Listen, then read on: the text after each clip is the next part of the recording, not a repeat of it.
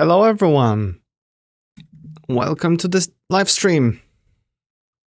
We're back on the topic of Nim, the Nim language. So what are we going to do today? Today we're gonna start off as always by having, 15-20 minutes of look at some Nim tutorials. Then we're gonna get back to our countdown timer, which slowly turns into terminal drawing library. We're gonna get back there and do some optimizations to the rendering, because right now we have very naive solution.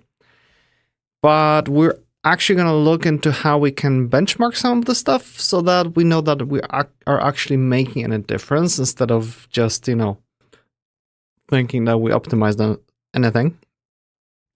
So before we start, if you like the live stream, you can subscribe, you can follow on Twitch. I encourage everyone to chat in the participate in the chat. I'm always happy to say hello and answer questions. If you're watching after live stream has ended, feel free to still comment in the YouTube comments.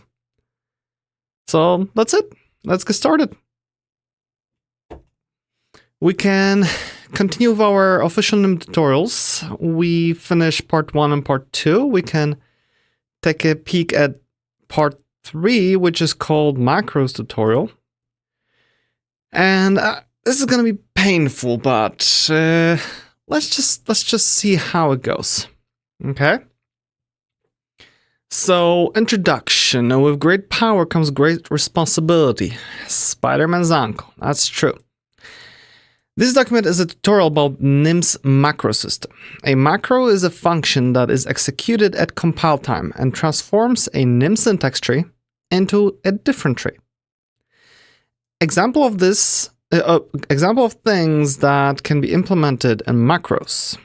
An assert macro that prints both sides of a comparison operator if the assertion fails. So, like my assert A equals B is converted to if A is not B, quit, and print out this as a quit message. Okay. A debug macro that prints the value and the name of the symbol. My debug echo A is converted to echo A is that. Perfect. And symbolic differentiation of an expression. Diff A to the power of A times power of X to the power of 3 plus B. Okay, this is like the whole exponential equation or something like that. I don't remember what it's called in English. And then we have an X is converted to this plus that. Okay, so it basically just goes over stuff. Okay. So let's start with macro arguments. The types of macro arguments have two phases. One phase is used for the overload resolution, and the other phase is used within the macro body. For example, if macro, so we have the definition of macro, foo, and that takes an argument of integer, is called in an expression, like foo x, the x has to be of type compatible to int. But within the macros body, arg has the type nimnode, not int. Why it is done this way will become obvious later, when we have seen concrete examples. Okay, so I presume nimnode will be just a representation of any kind of Nim code, as long as this argument compiles down to integer or whatever, it will be fine. Okay, makes sense. There are two ways to pass arguments to a macro. An argument can be either typed or untyped.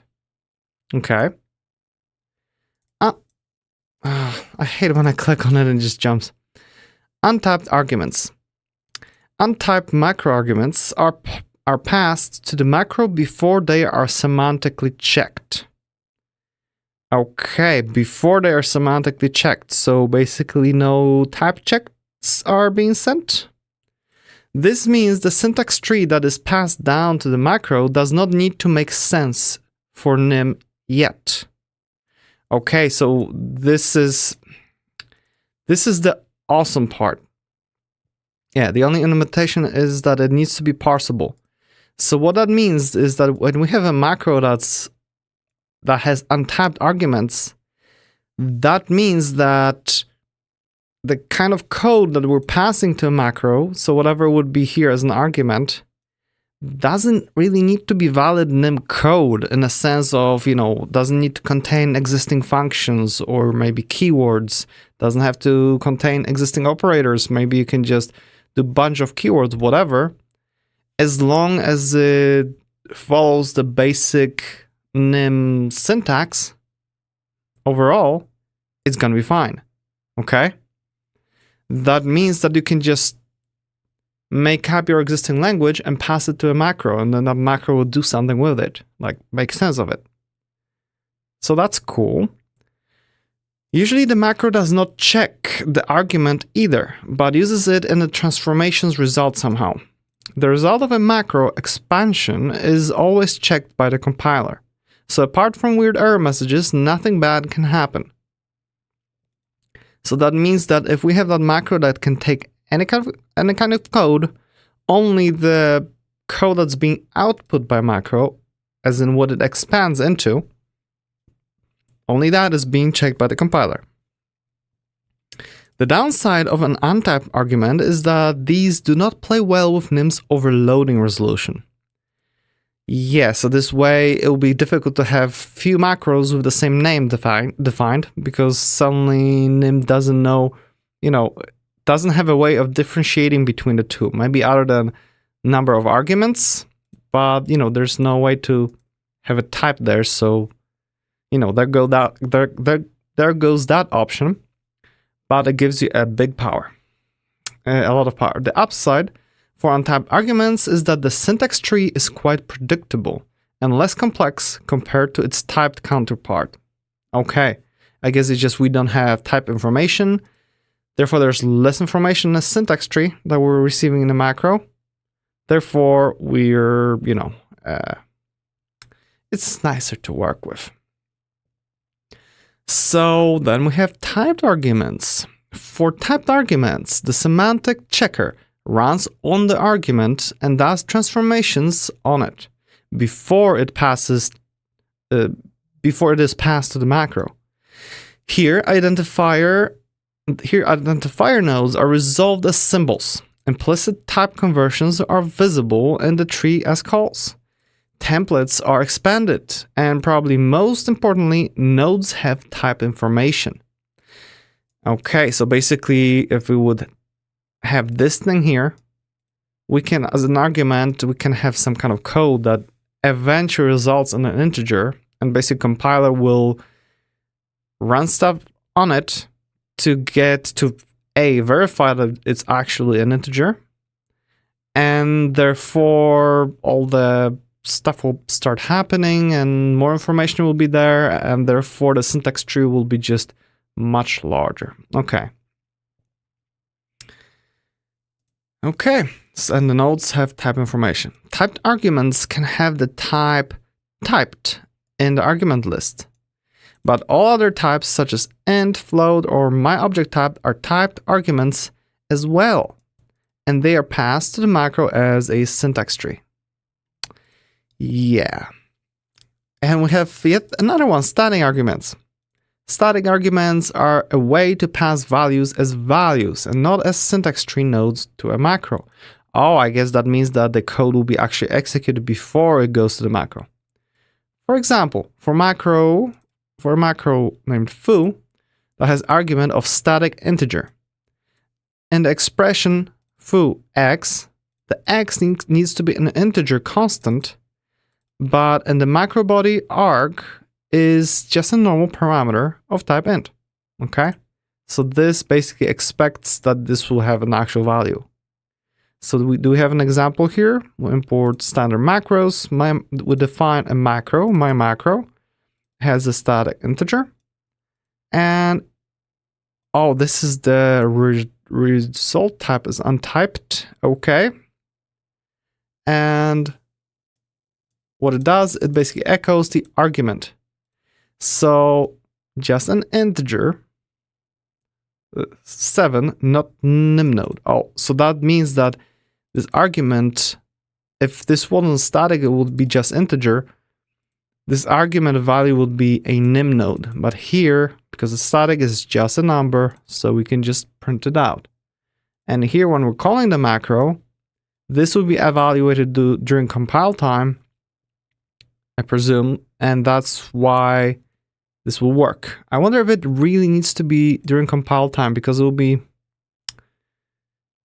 yeah, it would be nice to have an option of passing something to a macro that will be evaluated to that, integer or whatever, before the macro is called. I don't know. Maybe it's possible, maybe not. We'll see. Code blocks. Code blocks as arguments. It is possible to pass the last argument of a call expression in a separate code block with indentation. That's like this main superpower of macros for me. For example, the following code example is a valid but not a recommended way to call echo. So we can call echo hello, and what? A is war, B is LD, and we return A and B. Oh, because I guess echo is a macro. Here it takes the first argument, and this will be the last argument. Whatever, what it returns here. So it's the same as we would have echo hello, comma, world. A little bit confused way, but I guess that's why it's not recommended, but you could do it. Okay. For macros, this way of calling is very useful. Syntax trees of arbitrary complexity can be passed to macros with this notation. So that's the thing. Here, the second argument, I guess, is expected to be a string or something, or some kind of, reference object. While if we would have an untyped macro, this will be passed just as a syntax tree. Therefore, we could actually analyze the code that was given there and replace maybe all this stuff with something else, equals operator with something else, or just analyze it and make something completely from scratch. So, your imagination is the limit here, basically. So, the syntax tree. In order to build a NIM syntax tree, one needs to know how NIM source code is represented as a syntax tree, and how such a tree needs to look like so that the NIM compiler will understand it. The nodes of the NIM syntax tree are documented in the macros module, okay? But a more interactive way to explore the NIM syntax tree is with macros.tree representation. It converts a syntax tree into a multi-line string for printing on the console. Okay? It can be used to explore how the argument expressions are represented in tree form and for the debug printing of generated syntax tree. Dump tree is predefined macro that just prints its arguments in a tree representation, but does nothing else. Here is an example of such a tree representation. So we have the dump tree macro, and to that macro we pass a whole code block. That's why we have a colon, and here indented. We basically pass this code, which is create a variable, mutable variable, empty, of type, my type, and we assign it a value of, create a new value, my type, with A being this and B being that, okay? And this is basically the thing that it outputs. So macro will see it as a statement list, and that statement list has one statement. So yeah, we have just one statement here. First one is var section, okay? Because remember, var can be, we could add a colon and have multiple things defined, okay? So we have var section, and that section contains identity or identifier, I presume identifier definitions. Okay.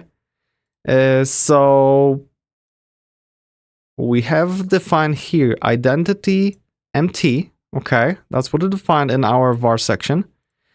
And another identity, my type. Oh, I guess identity definition first takes the name, then we could provide my type. You know what? Let's copy it and preview it, because something tells me this could be quite fun to look at ourselves, you know? Let's save it as, you know what? Let's just make it a little bit larger for the stream. Well, maybe not that large. And let's just quickly create a new file. Temp tests.nym. Okay, we're gonna paste it here. And I should be able to just, not new, run it. Oh, undeclared identifier dump tree. I guess we need the macros, right? Import standard macros. So let's import that so that we have everything in place. And let's run it, and there we go. So this is what we just went through, but we had the thing where we have identity definitions, we have identity MT and identity my type. What if we're gonna do without it? Okay, you know, we want to infer the type. When I run it now, identity is here, but the other one is empty. So I guess identity definition expects first to have the what do you call it? The name, and then it expects a type. But right now we didn't provide it, so it's empty. Okay, that's cool. So I like that we can just simply explore it this way. Just get rid of this thing here and rerun it. Let me just get back here because this looks nicer here. So we went through all this, right? And then, so we defined the name and type, and then we have the object constructor. So this is the object constructor, and we specify that it's constructing my type, expression colon expression. So we have an expression that's here, like things are separated by colons. Okay. Because as far as I remember, we can just skip the parentheses, so it doesn't care about the parentheses, really. And we have identifier A and literal, float literal, this. Okay, so we have identifier A and float literal. Great. Now we have another colon expression with identifier B and string literal. There we go. And that's pretty much it. That defines the whole thing. So, yeah, I want to see if it will print out differently. Wait, what? That doesn't work now. What happened?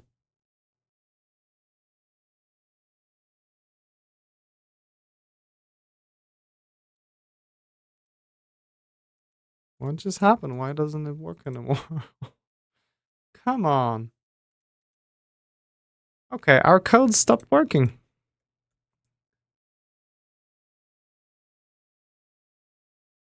Ay, ay, ay.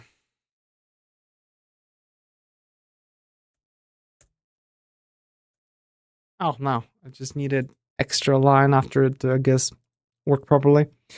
Okay, so what happened? What is going to happen if I am going to remove the parentheses? Will it change at all? Invalid indentation. There we go. Something isn't right here. I'll remove it, run it, and now it's okay. Oh, look at that. It changed up. So we have this command instead of that. Oh, it's instead of that, interpreted as a command. Okay, because I guess because it was a constructor, not execution. That's why. Now it's okay. I see. Oh, I see. I see. But you can see how nym allows us to put anything here, and this could be our macro, and therefore end up with some, whatever code you want. And the thing is that you can read that statement list programmatically and do whatever you want with it. You can modify it, you can make it create something from scratch. So, again, sky is the limit here. So let's read a little bit more. Okay, so we get how to check the tree. So, custom semantic checking. The first thing that a macro should do with its arguments is to check if the argument is in the correct form. Not every type of wrong input needs to be caught here, but anything that could cause a crash during macro evaluation should be caught and create a nice error message. So macros expect kind, macros that expect length are a good start. If the checks need to be more complex, arbitrary error messages can be created within the macros.errorproc. So yeah, we have the macro that takes anything, and we can basically say that, hey, this whole thing, the main like the root of the syntax tree, like here, it's basically a statement list, right? But maybe we want it to be an infix, whatever an infix is. But, we could do that. Generating code. There are two ways to generate the code. Either by creating the syntax tree with expressions that contain a lot of calls to new tree and new literal, or with quote do expressions. Oh, quote do. Okay. The first option offers the best low-level control for the syntax tree generation, but the second option is much less verbose. If you choose to create a syntax tree with calls to new tree and new literal, the macros.dump astgen can help you with the verbosity. Okay. And then we have quote do allows you to write the code that you want to generate literally. Backticks are used to insert code from nymnode symbols into the generated expression. Okay, so let's see. So we have macro, the A that takes an argument I, and what it does is quote do. It just writes let I is 0.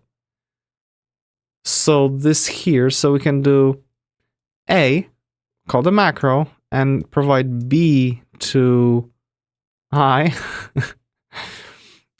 And at this point, B doesn't exist, right? But what it's gonna do, this macro will compile into let B equals 0.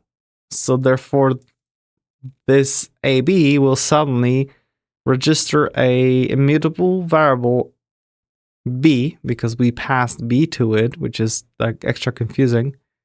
And therefore we can check if B is actually 0, and it should compile and execute, which is, again, nuts. A custom prefix operator can be defined whenever backticks are needed. Okay, so we can have macro, again, A, that takes I. We can do our own quote, where we specify that we will use @ symbol, do. Assert, and then I guess will be replaced with whatever code was given here, equals 0. So suddenly let B equals 0. Yeah, we create that, and we basically assert if it's 0. So the reverse that was here. Okay, that's, I guess, useful if you're doing crazy stuff. Okay. The injected symbol needs accent quoted when it resolves to a symbol. Okay. will resolve to a symbol.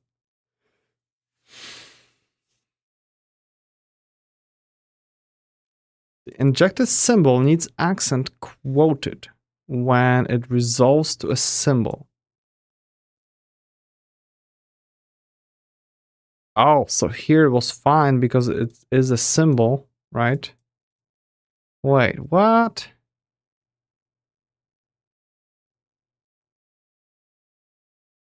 What is the difference between this and that then? I have no idea. It's beyond my understanding of the thing. Oh well. Make sure to inject only symbols of type nymnode into the generated syntax tree. You can use new little to convert arbitrary values into expression trees of type nymnode, so that it is safe to inject them into the tree. So we have object myType. We define macro that takes anything and returns, again, some code. And we, inside our macro, will create a variable of myType and all that stuff, right? We'll probably do something more and let empty little is new little empty.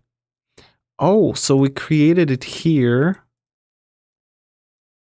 What? And we'll just generate code to create it here? Okay. And then we have result quote do. Echo the argument and echo empty literal. And then we just call it with hello. So the call my macro will generate the following code. So if we give it hello, the first result is echo, should be hello, right? Echo hello. While here, empty literal, oh, it's gonna take whatever was here, right? So echo this thing here, literally the way it was given, defined here. Okay, this is like some next level shit. Okay. I knew it's gonna be tough. Let me just breeze through the rest so that we're done with it once for all. I'm sure at some point we're gonna revisit macros, but this requires lots of experimentation, in my opinion. So building your first macro. To give a starting point to writing macros, we will show now how to implement the myAssert macro mentioned earlier. The first thing to do is to build a simple example of the macro usage, and then just print the argument. This way it is possible to get an idea of what a correct argument should look like. So we import macros, we define a macro that takes an argument and returns some code, it replaces it. And we'll just echo the tree representation, and that's it. Okay, so we'll see what we received as an argument. So we create A and B, and we basically call our macro if A is not equal B. So suddenly, what we get printed out is that we get an infix. I guess that means it's not a statement. Okay. We have identifiers, so that our operator, because this is the main thing, and then left side and right side. Okay. From the output, it is possible to see that the argument is an infix operator. Node kind is infix, as well as the two operands are at index 1 and 2. With this information, the actual macro can be written. So let's see if we can actually understand it. So all node kind and identifiers are prefixed with n and k. So expect kind infix. Okay, so we're basically asserting here, making sure that this is of correct type. If not, this will print an error. And that we have 3 elements, which is the operator, left and right side, and that's it. Operator is string literal. So we get the operand is new literal, and we have space and argument 0 which is our infix, dot representation, which will be, and then space after that. Huh? So that will base what? Why do we do the spaces around a new literal? Oh, as a new string or something? And then left side will be this, right side is that. Okay, so we got our three things. And result will quote do. So if not argument. Okay, so it will basically result in the code that if it's not and whatever is resolved here, because this is supposed to be just an infix, is in some kind of comparison something. It will result to either true or false, so that's good. It'll be raised, new exception, assertion defect, and then we take the left side as a string. Okay. We add the middle, which is this new literal. Huh. And right side. Okay, still confusing with those literals and whatnot. I guess that's how we can add spaces and just print something out, because this is a string, this will be a string, and this is a string. Interesting. Very interesting. Yeah. Okay. I am not going further because, oh no, we don't have more examples. Okay, that's good. Okay, so this will basically show up as this. We have whatever we had here initially, right? Just placed here. Right, there's new exception will be a, oh, that's true. This doesn't do anything. We'll just place whatever was here. In this case, it was just letter A for whatever we're calling. So it's just gonna place it here. Then this resulted in that, so that's fine. As a string, literally a string, because we get this string and add this string and add this string. Okay? And on the right, we have this thing. I see. So with those backticks, we basically wrap something like, hey, this is not what is supposed to be printed out, just letter O and P. So we don't have OP here. It's just take a symbol like what OP is here. Okay. So that makes sense. With power comes responsibility. Macros are very powerful. A piece of good advice is to use them as little as possible, but as much as necessary. Macros can change the semantics of expressions, making the code incomprehensible for anybody who does not know exactly what the macro does with it. So whenever a macro is not necessary and the same logic can be implemented using templates or generics, it is probably better not to use a macro. And when a macro is used for something, the macro should be better have a well-written documentation. For all people who claim to write only perfectly self-explanatory code, when it comes to macros, the implementation is not enough for documentation. Yeah, because I'm reading that and like, what the hell is going on? But I'm glad that there's this whole quote do syntax that just makes things happen relatively readably, makes it readable, so that's good.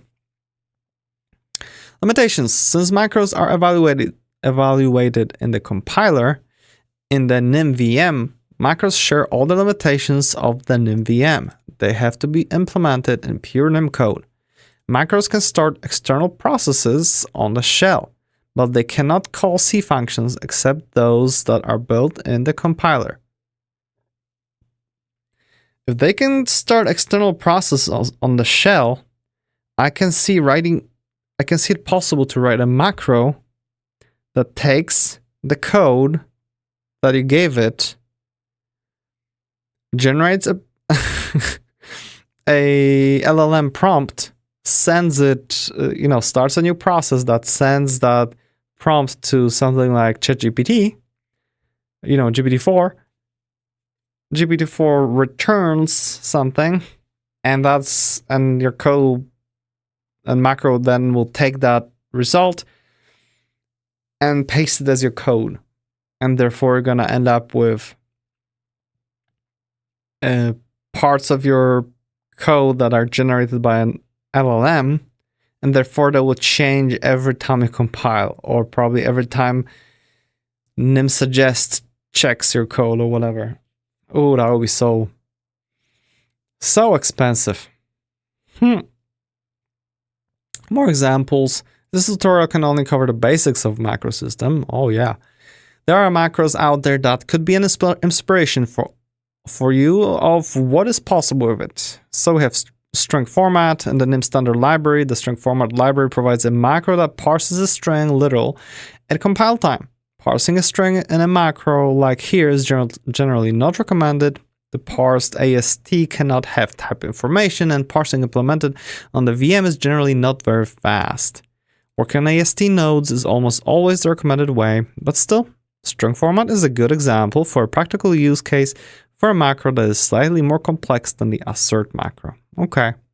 Then we have AST pattern matching. AST pattern matching is a macro library to aid in writing complex macros. This can be seen as a good example of how to repurpose the nim syntax tree with new semantics. Okay. And OpenGL Sandbox. Sorry. This project has a working NIM2 GLSL compiler written entirely in macros. Oh wow, that's crazy. It scans recursively throughout all used function symbols to compile them so that cross-library functions can be executed on the GPU. Oh wow, this is... Wow, okay. That's crazy. And I'm sure it's way too crazy for me to actually do something decent with it. All right, this took way too long. Instead of 20 minutes, it took 46 minutes. Whatever, 45. So let's move on. We're done with all the tutorials. I'm done with macros. Oof.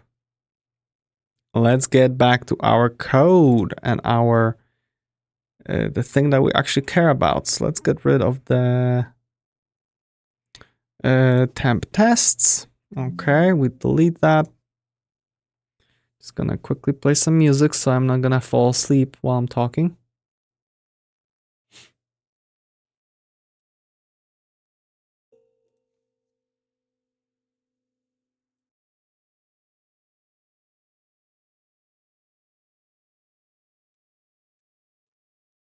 Okay. That's good. Let's make sure that you cannot hear the music. Good, because I don't have copyrights for that.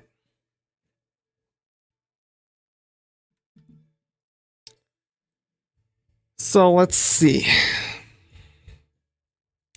We have our terminal that's responsible for printing things, right? Bum bum bum bum. Serialization code. We have our color stuff here, styles, our right and such. Draw a glyph. Oh, there it is, our render function. And our render function, I would like to be able to test how fast it goes. Okay? Because what we're doing here is we're creating a new buffer. We are then going through each change that needs to happen. And yeah, does it need a reset? And doing a bunch of those tests and just writing stuff out. And yeah. And let's see if we can... Sorry, if we can optimize it. So for benchmarks, what we could do is basically every time we call render, maybe we could just set up a little text file in the back or whatever So we would do something where we call render maybe, I don't know, 30 times. Whatever, just run it for a few seconds. Because right now I believe it runs, how often does it run? Just once per second, right? Yeah, we have sleep 1000, so it's gonna run once per second. So maybe you'll do just, 10 times or something. So we would do something like start whatever timer. And after it goes through everything, we're just gonna do end timer and append line to the benchmark file, okay? And this way we're gonna just make it set up so that it does that, I don't know, after 10 seconds it just program ends and prints out our file. Let's do something like that. A little start, something really, really, really simple. Okay.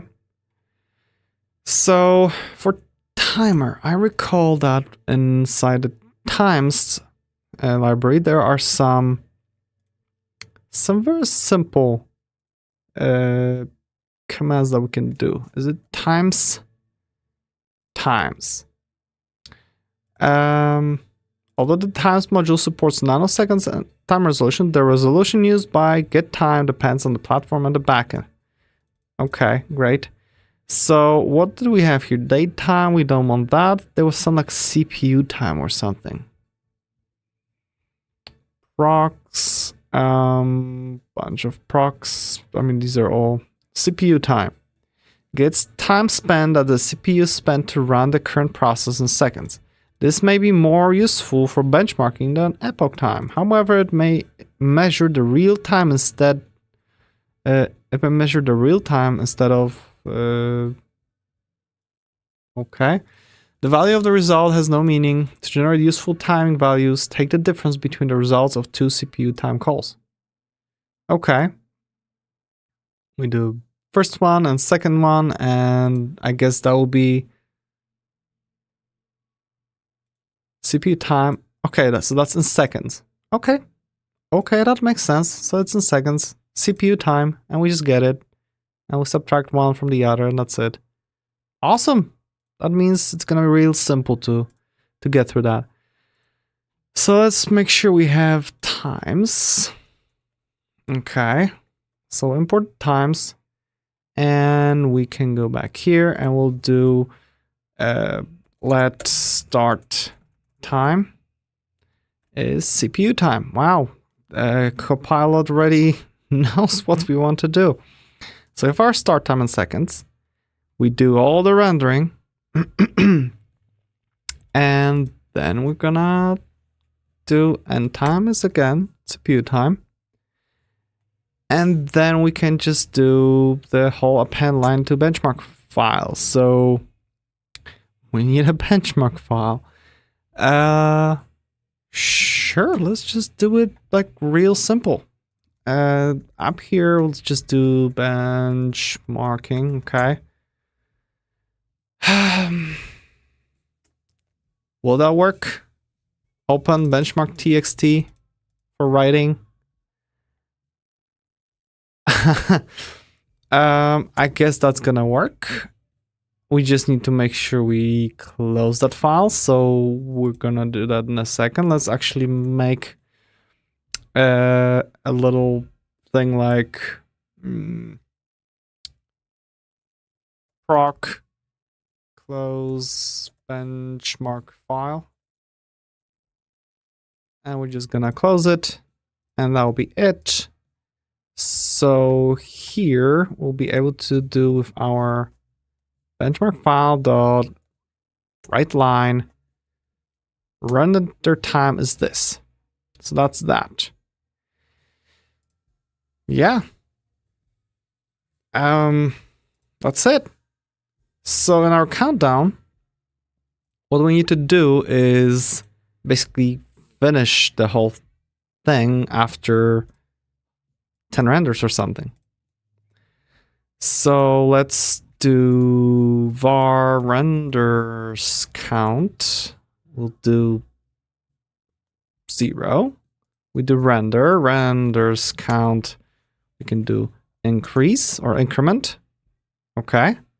And if renders count is larger or equal to 10, we're just gonna do terminal. We need to do that. Export the whole close benchmark file. Let's export it, and we do. How do we do it? We import the whole. So we close benchmark file. Okay. And quit or something, or sure, quit. Let's just do that. It should just close the app and we'll be able to inspect the file. So it'll be like dead simple benchmark. So also I will keep one terminal open at all times so that we have the same resolution. Okay. So I'll keep it at default. I know it's tiny, but we'll just do nimble round 10 as a start. Okay. So we're just gonna 1, 2, 3, 4, 5, 6, 7, 8, 9, 10, and it finished. Okay. So let's see if we got our benchmark txt. And this is our render time. Okay. So let's just do it. Let's just do it something like 20. Okay. So that we have a little bit more numbers. And we're gonna start a new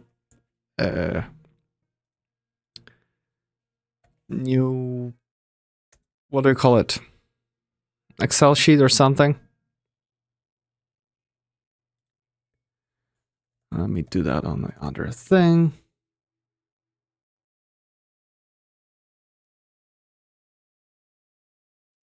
Temporary and new Google Sheet.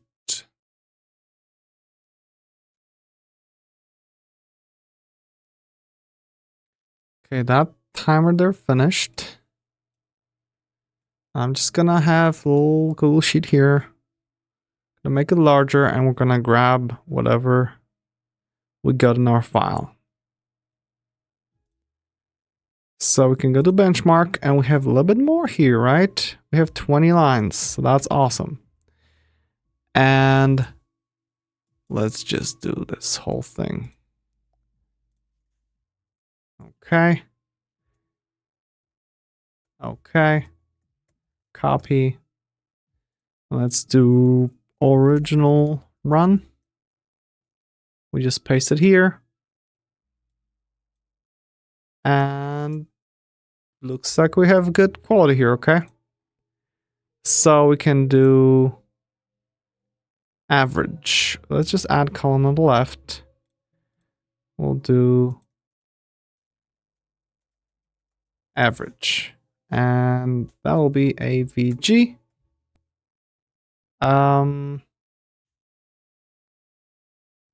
Average, okay. There we go. So that was the average of our render. Wow, this is actually really fast. We don't have to worry about it taking too long. Holy moly, okay. Less than a millisecond, okay. That's good to know. So let's look at how we can speed it up. Now that we have our benchmark, okay. We can delete it because that's old. Okay. So how can we speed it up, our little render?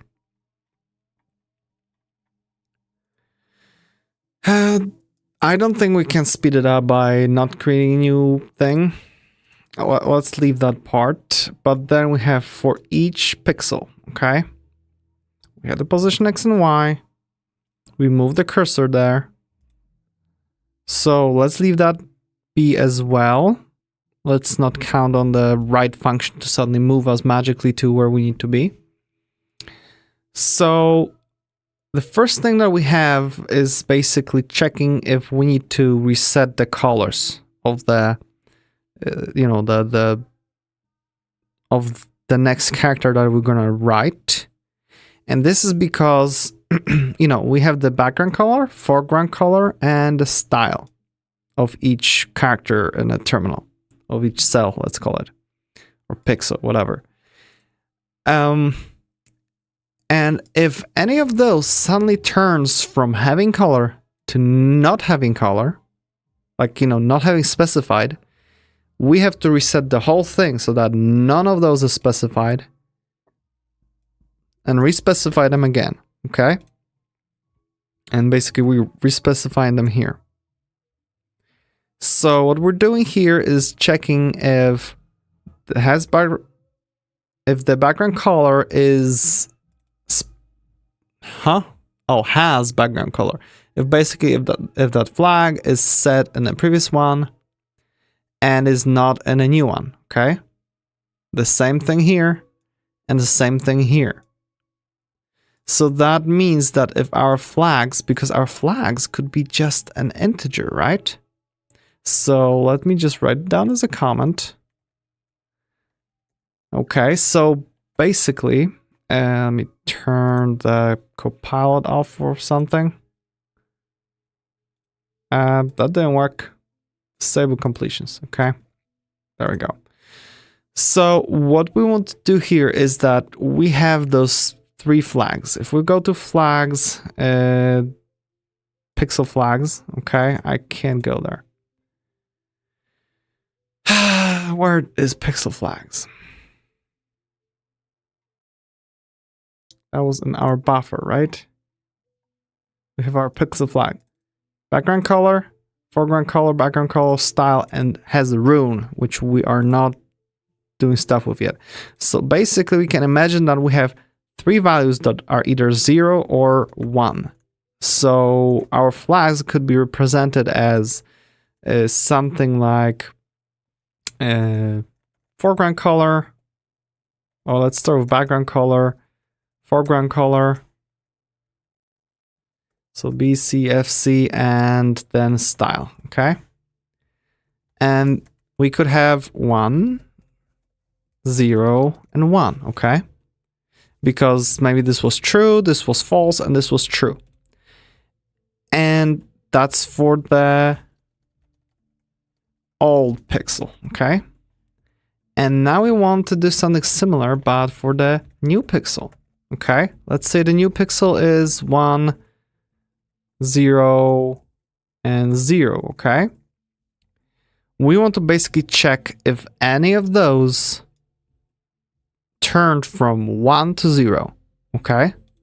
So in our case, it turned from 1 to 1, so no. In this case, here from 0 to 0, so no. And here will be from 1 to 0, which will be 1, okay?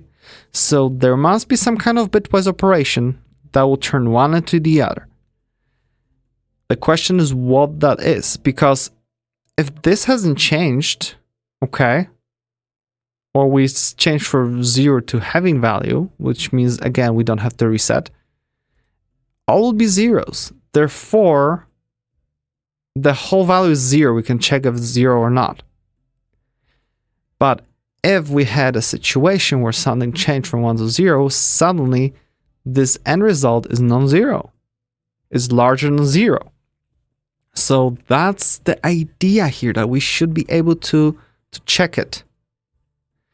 So, because I know nothing about bitwise operations, let's try to take that to ChatGPT and see if we can extract info out of it. Okay, let's go to our ChatGPT, and I am actually going to use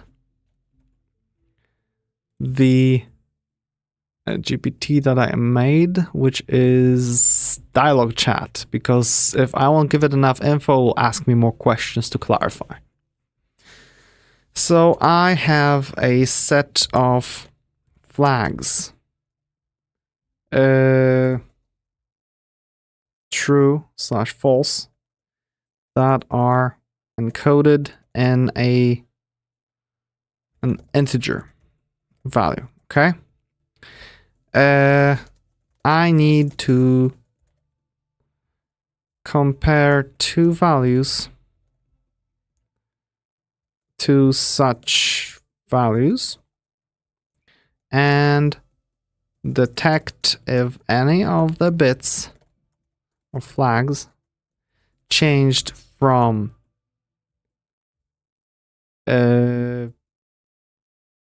true to false, okay? For example, and we can just give this here, okay?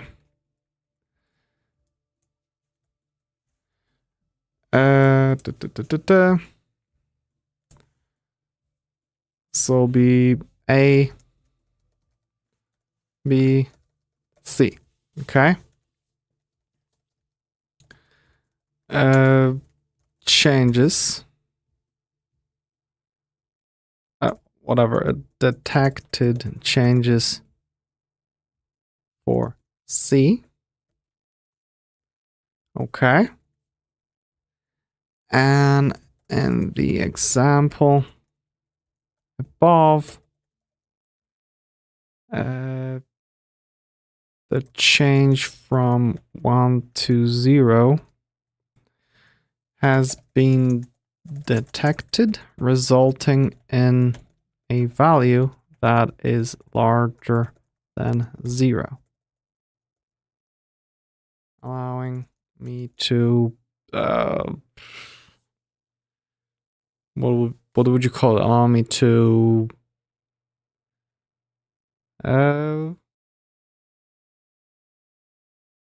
meaning of the change. Oh, a value that is larger than 0. Okay, so I think that's good enough. What bitwise operation would allow me to do such comparison?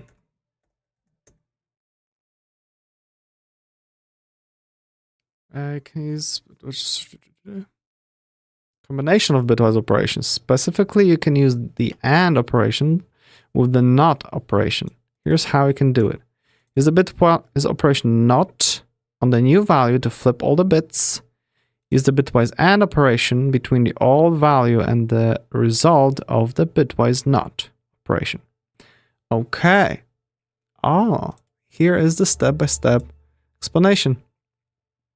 So old value is 101, new is 110, okay? So the bitwise will flip the new value from 110 to 001, okay? And then we can do AND on it. So this will be 1 1 0 0 and wait, what? Oh, 1 0 0 what? 101 and 001.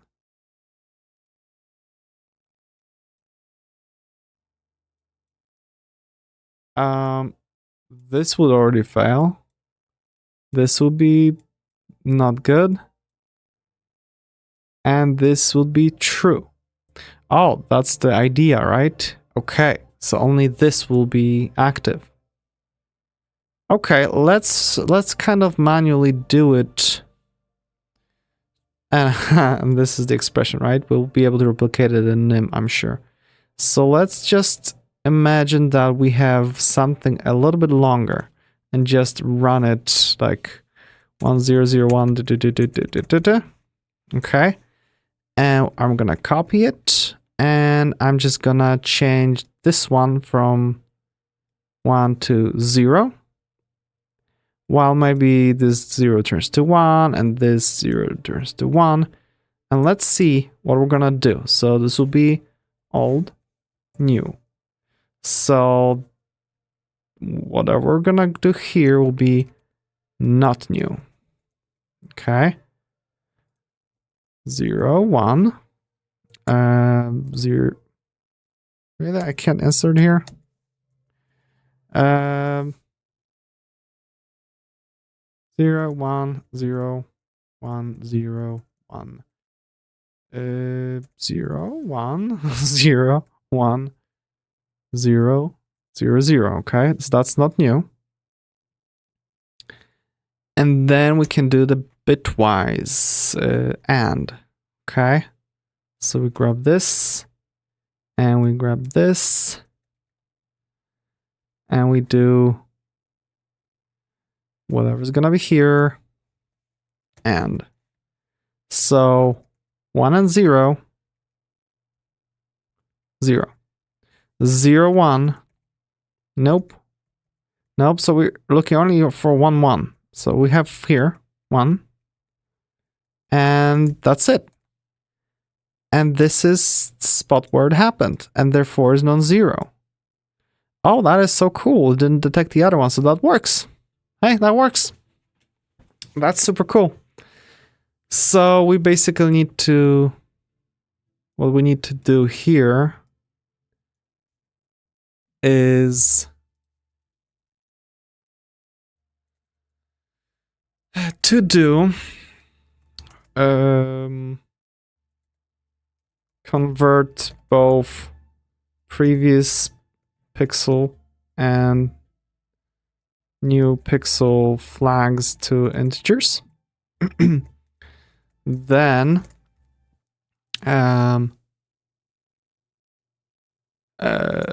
negate whatever not on new pixel integer, and then we're doing to do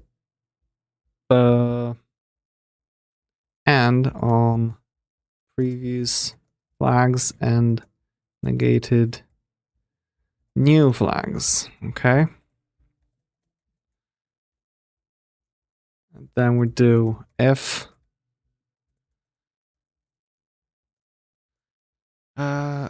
the result is larger than 0,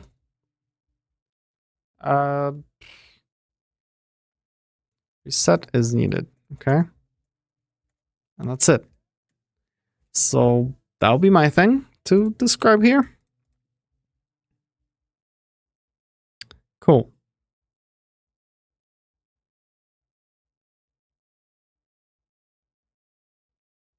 Oh, we have this whole right here. That's unnecessary. Oh, well.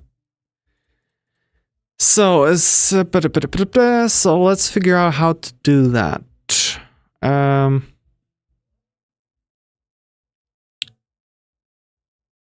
could we change the flags into the integer?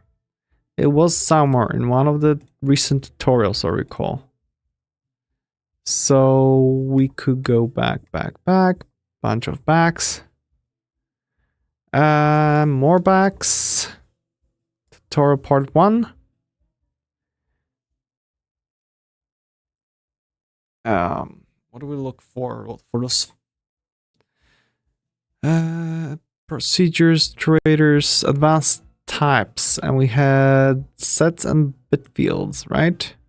We have flags, okay, and we could just cast it to become like 2 flags. We get an integer, and the other way around is to number. So we just do cast to number, right?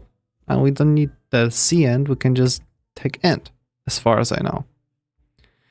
So let's do it like this. Let previous flags is previous pixel, and we just do cast the previous pixel dot flags to an integer. I don't know why it would need to be C integer. That's the previous flags, and it'll be new flags will be just pixel. Okay. So we did that. Then we need to do the not on the pixel integer. So let not new flags is, and let's see what GitHub Copilot will tell us, okay? Not new flags. So computes the bitwise complement of the integer x. Okay. Okay, that's good. So then we can just do and. So change flags, the previous and not new flags. So I guess we could just probably do it in one statement. And basically if change flags is different than 0, we can just do that. We just reset. So let's see if we can just make it less busy here. What just happened? Okay. Instead of having this, we could just do this, I presume. Yep. So evaluate first, and then we have the whole thing. Okay. So we don't need that. Change flags, and this is the previous flags. Well, this is the new flags. And there we go. So let's keep it at that. This should be still somewhat readable. And because this is the only change, we should be able to just run it and see if it still works and get a new benchmark file to see if we actually changed anything. Let's see if it runs. Okay, it still runs, so that's progress. That's actually very exciting because I didn't expect it to run, you know? Very surprising.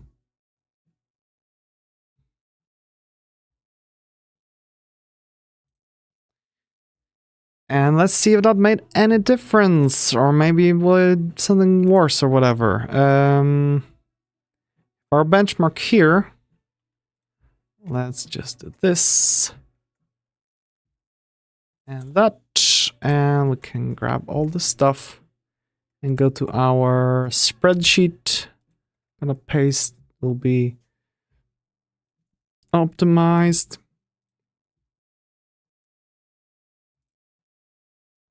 Oh, a little bit slower.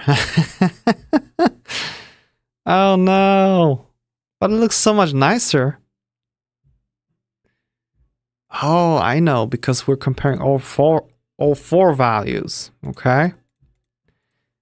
But I don't know if the rune needs to be specified as it exists or it doesn't, because it's just a spacebar, right? So do we need it to be an integer? Can we do int 16 or something? How many it takes, because we have 2 to the 1, 2 to the power of 1 is 2. Then we have 4, 8, 16. Okay, so if we just had int 8, we could store 8 values in there already. So this should be enough. Let's see if this makes any kind of difference. I wouldn't expect so. So let's go and run it again. 20 measurements. The good thing is that all the measurements are always the same because we're printing the same thing over and over again.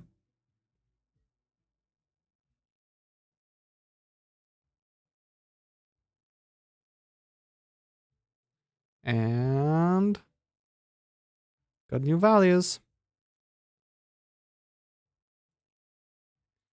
Don't save, just read it. There we go. Did we get a new values? I hope so. I hope I didn't screw it up by having it edited or something. Where's that thing? Here. Paste. Now it's a little bit faster. Okay, so let's make something different. We're gonna redo all of those benchmarks. Okay.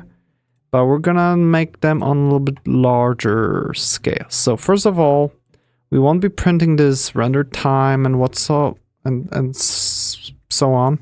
We'll just print out the time. It'll be easier for us to read. The other thing is there will be no resetting this, resetting that. Okay. And we're also gonna do the thing where we just, where is it? Buffer. We're gonna remove that has rune from that enum because we don't care about that. We never specify if it has rune or not. If it doesn't, it's just a space bar. That's what we'll be using. We're gonna print out a space. So that's that. And in our terminal, I think still everything should be fine. No big deal, right? So what I'm going to do, where was my render? Here. Gosh, I like how short this is, to be honest. So let me copy that. I'm gonna just put it here. Okay, and let's do int 8 bitwise. Okay. Then we're gonna copy it. We'll have int bitwise. And then we're gonna do 2 more, okay? We're just gonna run a bunch of those tests. These 2 will be uint, okay? Because maybe that makes a difference too. I think uint doesn't have any extra checks as far as I know. So it'll be uint 8. And this will be just uint. And that's that. And then we're just gonna go to Git Kraken to get the previous code that we had. This will have a nice comparison.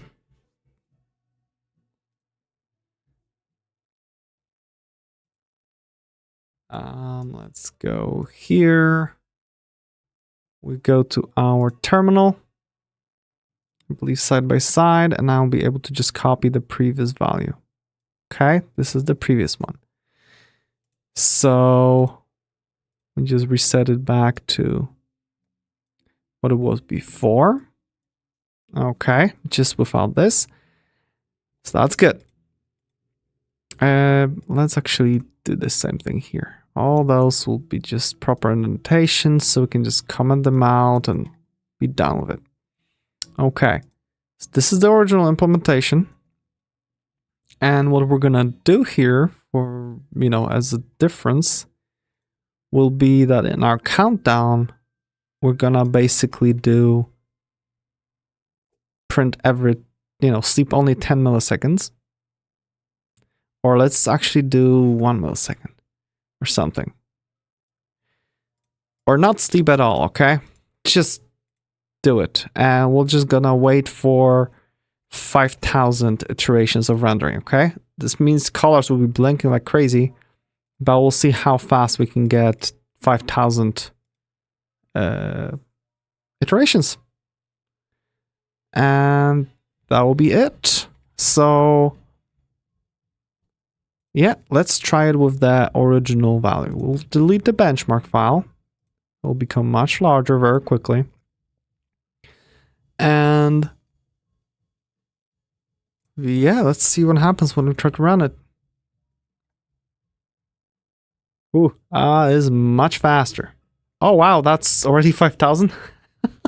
Holy moly, okay, this is way more performant than I expected, especially on that large screen. Sure. So let's get and look at now our numbers. That is a lot of numbers. Okay, so let's select them all and just shove them in the in our little spreadsheet. So this will be the original solution. Let's just remove this whole row as well. Delete row. This will be our original one. Delete all that and just paste it here.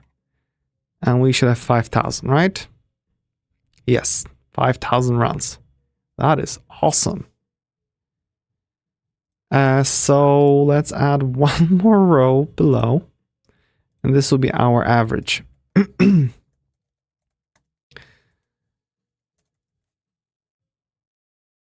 Average of this. There we go. So let's do average times 10,000 or something, so we get some nice number, okay? And let's do million, right? 559. Cool. And we're gonna copy it so that we have 4 of those. Okay. What is going on here? Oh, we have those values there. Cool. So up here, well, that is a lot of scrolling. Let's just delete those and we'll have we'll do int. Then we'll do int 8, uint, and uint 8. And we'll see if we get any differences between those, okay? With 5,000, we should start getting a little bit more of a real average rather than big differences between runs.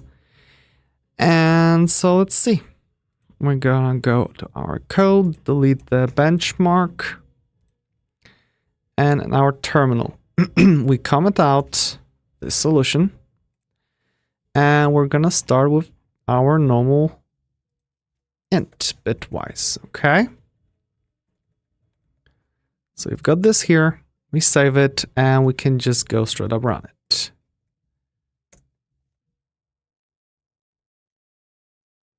Okay.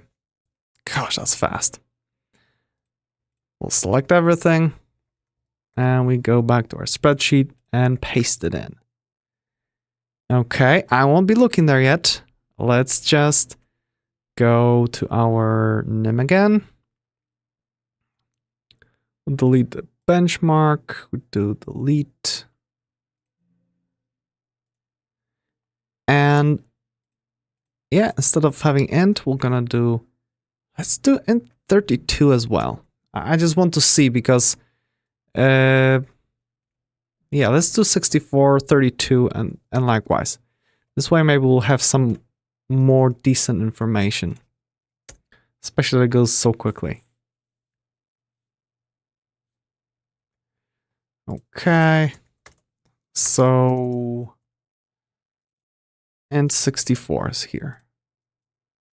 So let's just do that. Int 64, paste it. Then we're gonna again delete. We do int 32. Whoa. Okay.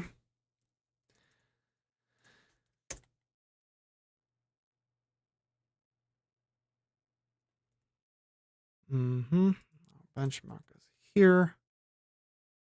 This will be int 32. Then let's go and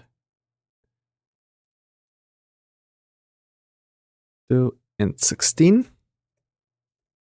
Then int 8, and we'll be done with it.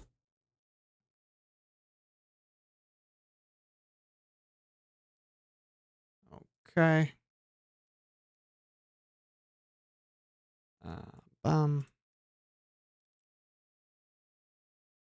And 16. There we go. And last one will be int 8. Let's delete the benchmark and let's do int 8, the smallest one. And run it.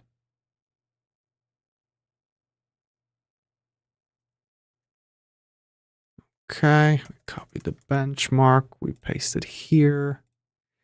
And then we're just gonna do uint 64, uint 32, uint 16, and uint 8.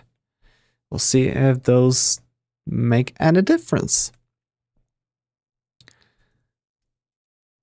So we go with uint 64.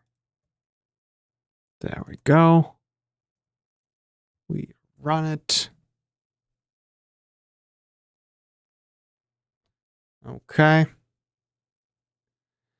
I mean, in all the cases, it should always say no, that none of those have changed.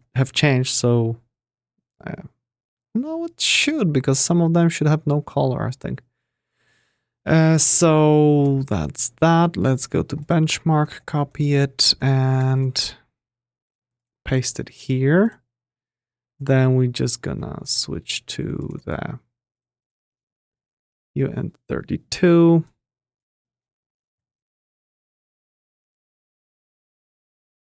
And run once more.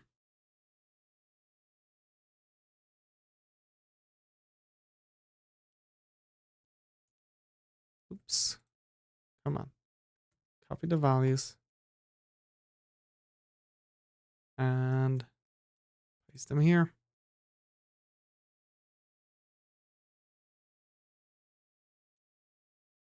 And we do 2 more times. 16.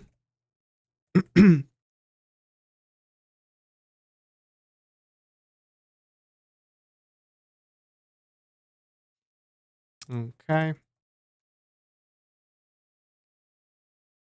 Paste it. And now the last one will be uint 8.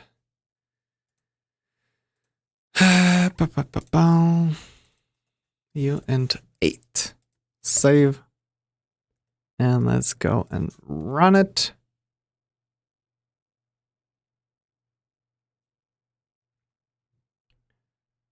And go to our benchmark file. Paste it nicely here. And let's go down and see if we have anything measurable that's of any value in the first place.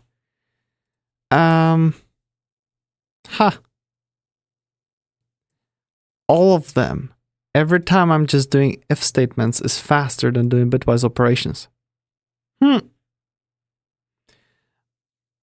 I guess it's because we're setting and reading those values through the flags.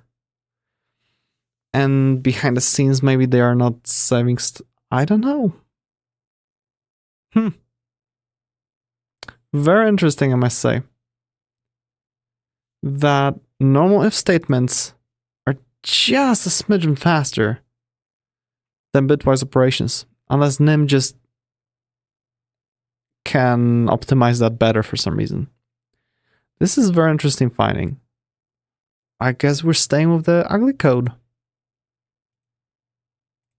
I guess we just need to get rid of all those.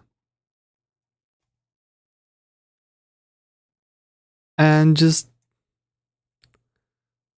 leave this horrible thing for checking if it's within the thing and it's not in the flags and all that. I guess we already have the not and then and. Very interesting, because we have 1, 2, 3, 4, 5, 6 checks. Go figure. I'm sure we could optimize it somewhere else in some other way, but this seems to be already as optimized as possible. I guess this will be less and less interesting, less optimized, if we will be adding more, more flags. But we have only 3 flags, so I guess that's the thing. Only 3 flags. So, hey, it's settled. This is the fastest way. And then depending on that, we just do those calls. So we don't have anything to optimize. Go figure. Wow. So we can get rid of the end timers and writing files. We can get rid of the CPU file here. Wow, I didn't expect that we're gonna excuse me, that we actually have the thing written in an optimized way. Okay, so let's get rid of this whole thing. And in our countdown, we just go back to just doing sleep 1000. Because that's good enough. Huh. And do we have anything else? No, because everything else was happening somewhere else. So yeah, this just makes me surprised. I'm very, very, very surprised that, oh, render count. We don't need that. And yeah, that's it. Okay.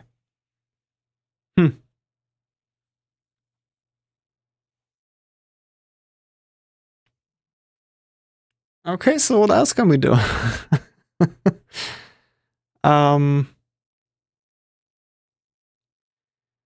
Maybe we could do something where we can just fill in a terminal. Maybe we could do some helper function. Because we have our draw glyph. I would actually like to have a way to render text, to just render text at some point. But let's do something simpler first. What I want to do is,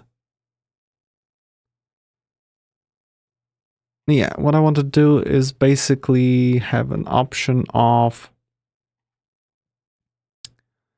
what do you call it? Just filling an area with some background color, okay? Let's do it. That's, something as simple as that. So we have our render, we have draw glyph, and right. So before draw glyph, let's do proc draw rect. Okay.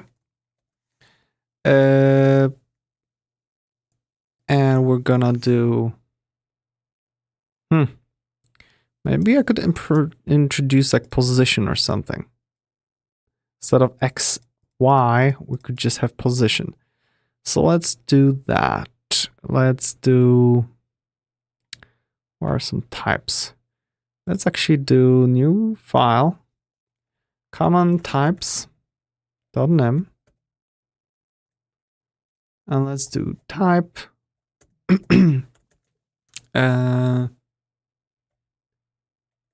position, which is basically a tuple of uinteger and uinteger. Okay, that's it. Let's do 16. We'll start operating on those weird numbers. Oh no, just integers. What am I doing? We're not gaining anything here with those micro optimizations that I personally don't understand. So we have that, and we could just define that proc. Let's subtract those two positions. What the hell is this? What? No.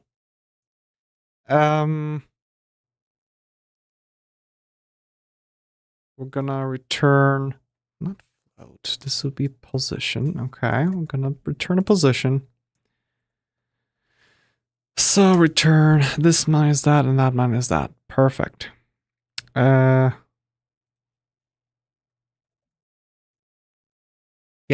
that's it. That's all we're gonna return. We don't even need this. Okay. And let's just do add, should be the same thing. And that will be enough. We don't need more types here. So let's do import common types. Okay. And therefore,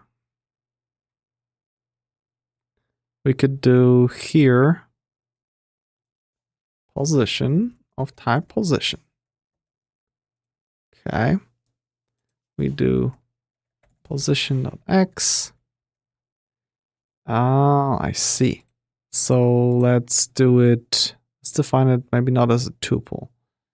I mean, I could do this, x and y, but let's just do it as an object. Object. And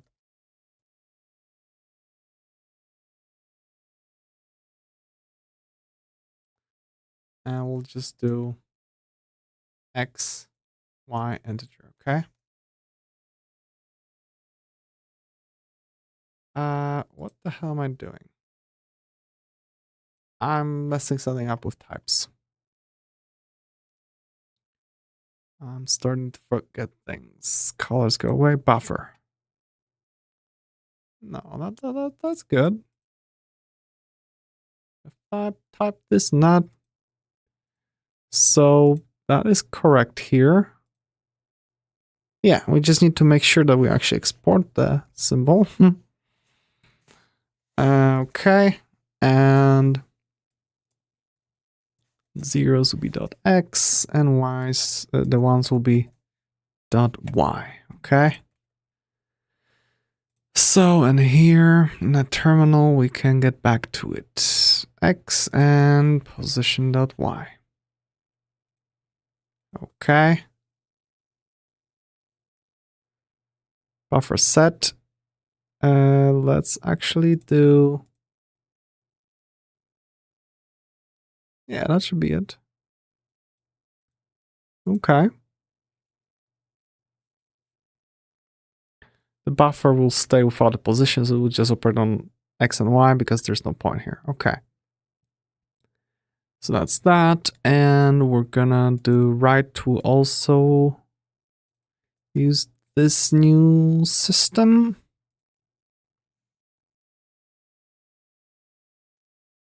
There we go. Your rectangle will be basically start position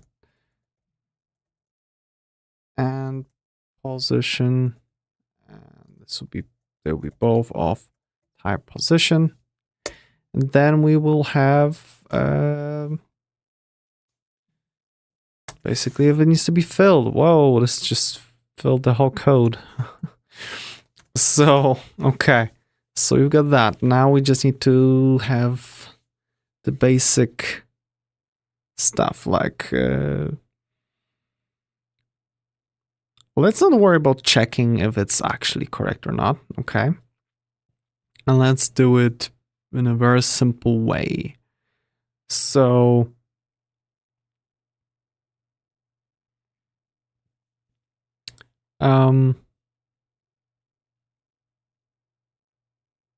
for X and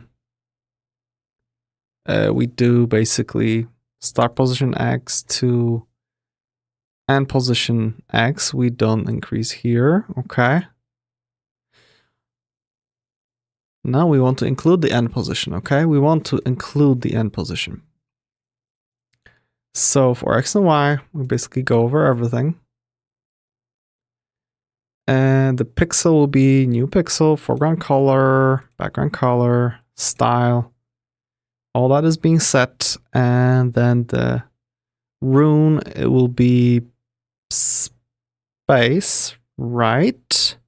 Oh, we could have like completely new things instead of just drawing a rectangle. We could just change background for those characters. That's interesting. But for now, let's just do draw rectangle. And we just specify that it's a space for the rune.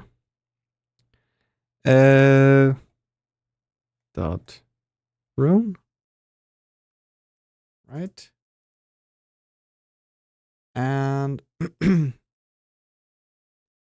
yeah.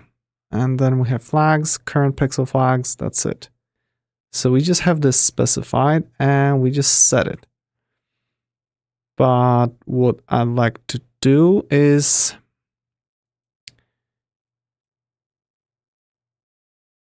I wonder if I can just change the X or not. Because this is good for filled rectangle. We'll just go through everything and just fill it up, okay? But what if I want just a frame? Let's draw filled rectangle, okay? We'll just do that. Screw that. Okay, and that's it. We just draw everything and that's done. So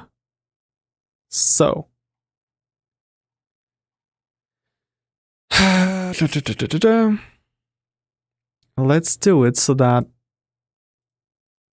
every time before we display a message before we display the other thing, let's do something like yeah, because this is the background color. I mean the foreground color. Let's do background selection. The background color selection. So let's actually have it inside here, okay? And let's do it text color, okay? While we can also do let background color. We have this color. Do we have something on the color? I don't think so, but what I would like to do is basically add a little bit, okay? Oh, I see. So let's shoot. Okay, so this is increasing it, and what I could do is color index plus length of the palette divided by 2, and again mod by the whole thing. So it'll be offset by half the palette. So set background color to this. Okay. And here we'll need to do reset background color because we don't want to keep the background color, right? We want to reset it so we are not going to override it. And yeah, this is gonna be fun. And we do draw fill rectangle from basically position of 0, 0 to this. And that will be it. The only thing is that I need to specify X, Y. Which I don't like. X and Y. And it still doesn't work.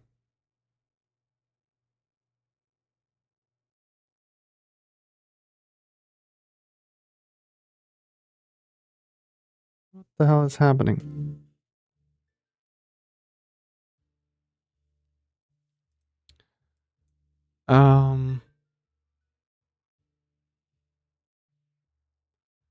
Oh, because I'm not importing it. Duh. Import common types. There we go. Now it works. Let's see if this is even still running. Nope. Type mismatch got enter for A this B this. Command type 7.3.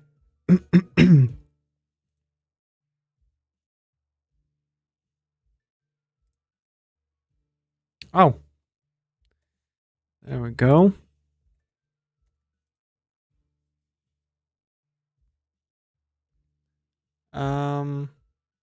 Ill-formed ASD. Oh. A and Y. I mean X and Y here.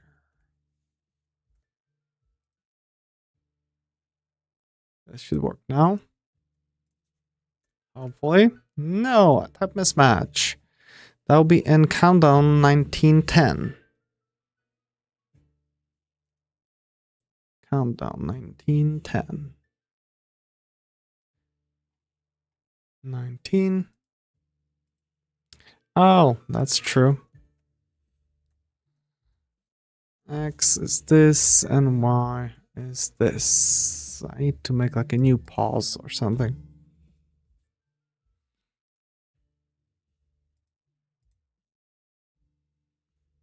And is it all? Or do we have more problems? Okay, that worked. We're setting the background. The only thing is that I guess we're not setting proper background for the whatever there was. I see. I think I know what's going on. If we reset the color, the background color, what it does, it actually resets the whole, what do you call it? It just resets it to set the default color instead of being transparent. I see. So what the hell do we do here? So we would need to have like more states. One state we to have a color that's reset, and the other state will be to have color that's supposed to be transparent. Therefore, don't change the background. So if we'll do reset. Oh. I guess we could take care of it by not changing much. So in our terminal, we have the reset background color, okay? And that should basically reset it to whatever it was. Oh. Okay, but I'm doing it using that, which is bad. So there's a difference between resetting the color and just going straight up, straight up. What do you call it? Transparent.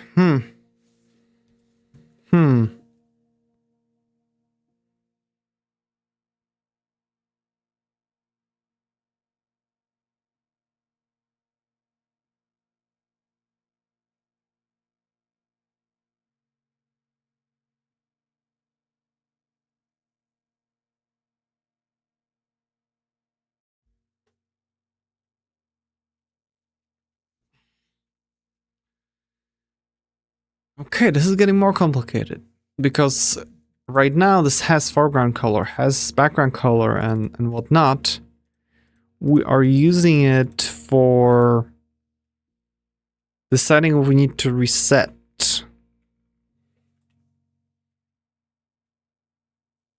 And that's different from Okay, this is suddenly becoming an interesting problem.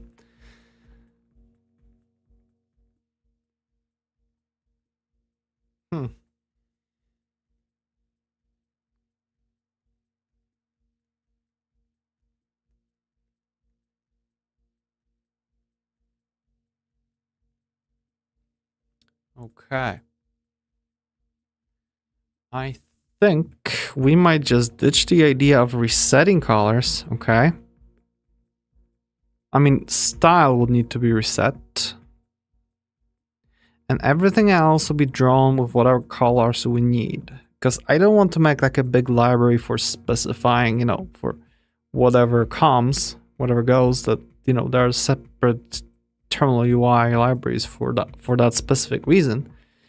So maybe I would just simply make it so that we are not doing reset colors, or like whenever we call reset, it means there is straight up no foreground color or there is no background color and that kind of stuff. So instead of reset, yeah, the other one is style. For style, we'll need to reset. Okay. So the reset, let's call it transparent. background color, or there's no such thing for transparent foreground color. So let's remove the reset foreground color, okay? Bum, bum, bum, bum, bum.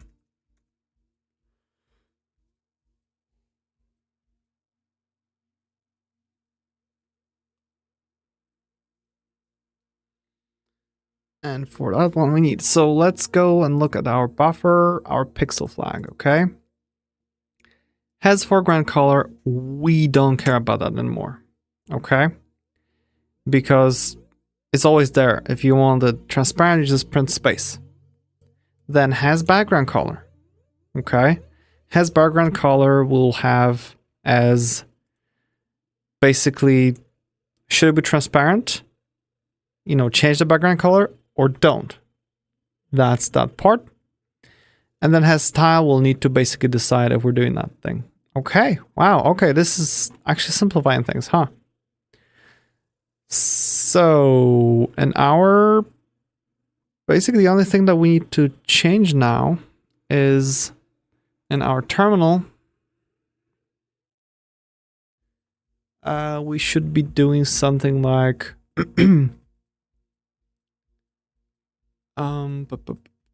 has foreground color.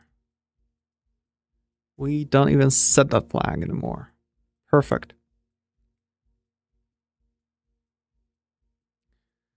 So in our render function, if the background color changed, we don't reset. We reset only for the style now.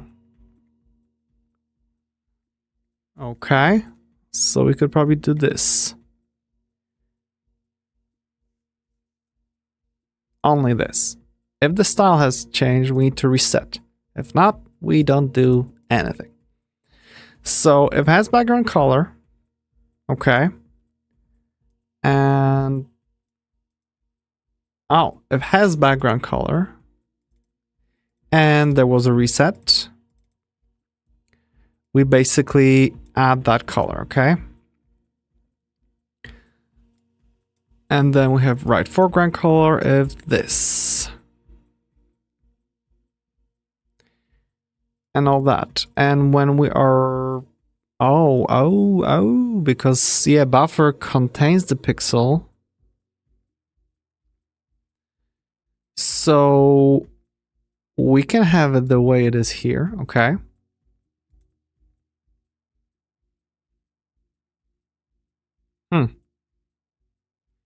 So this whole has background color. I mean, foreground color. We don't have such thing anymore. So if reset or previous color changed, okay. We print that out. And here we have, it has background color and the changed. So let's not do that because the current pixel will be taken from the buffer, and buffer will basically take care of changing the colors that should happen depending on if we were trying to write transparent or non-transparent pixel and whatever background. So we don't worry about the has background color. If that was reset or something changed, we just do that. Again, simplification. And right style, it needs to check those things. So that's good. And then just write it. So for our buffer, whenever we're setting it, we need to basically, we're not giving it a pixel. Oh, this is a rune and this is a pixel. I see. So preferably we will be setting pixels now instead of just runes. So let's see. We get the index of the thing. We get the alt value, which is the whole pixel. And if something changed, we overwrite it. And that's the difference here, okay? we don't want to override it because this pixel will have, does it have transparent color, does it not, and whatnot, blah, blah, blah. So let's actually reanalyze, like do it like piece by piece or something. So,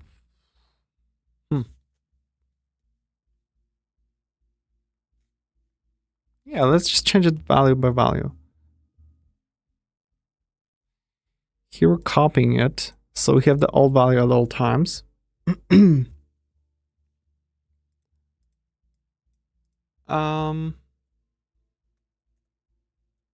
So if we do the value, the new value, right? Flags. Let's do the has background color and the flags. Okay.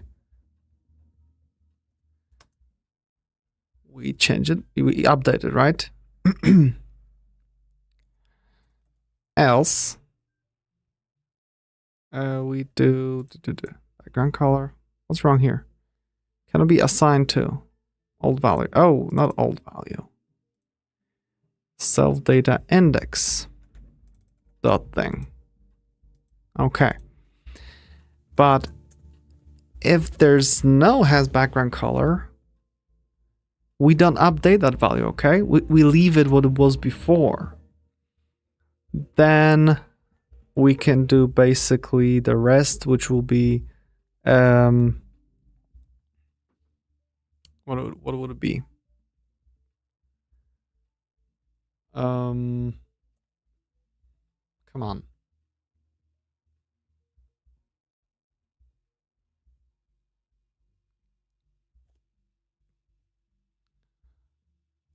Self.data index foreground color, and then we do set the style. Okay. All that is being updated. No matter if it had to be or didn't have to be. Ah, that's the thing. We need to figure out if we actually need to update it or not. Shoot. Because then we'll need to add it to the diff.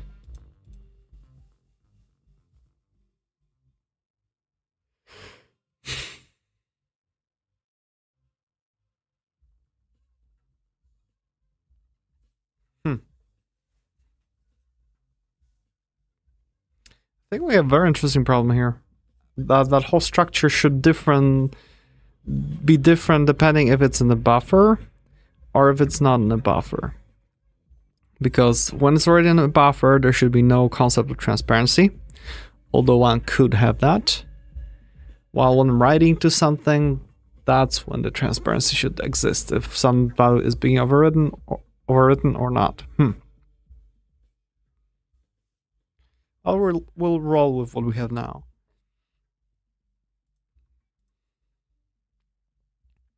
So for the comparison,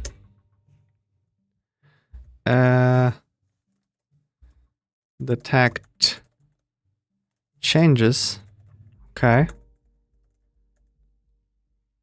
So basically, let's do var changed is false if has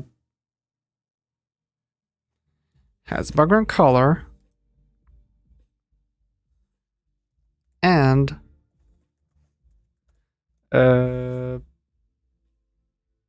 basically old value background color is not the new one.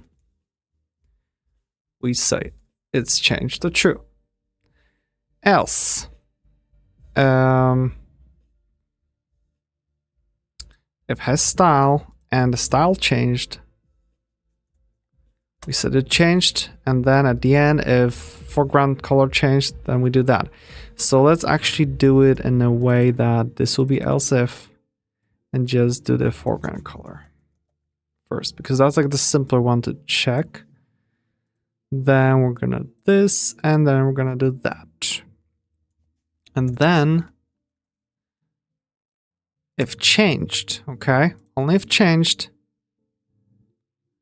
we will actually do something. So if has background color, then we're gonna basically do the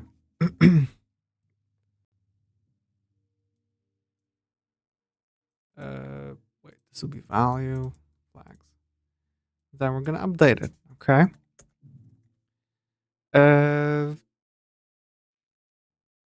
Let's do if not changed. Return. Okay. Because we just don't care. Just return the thing straight up. Well, here we'll have if this changed, we do that, and we update the foreground color, and we set the style to whatever it is. And we were checking flags for his style.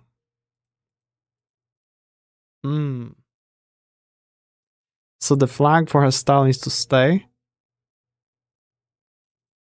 While color flags always stay the same. Okay. So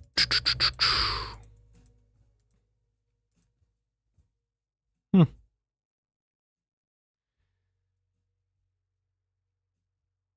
me think.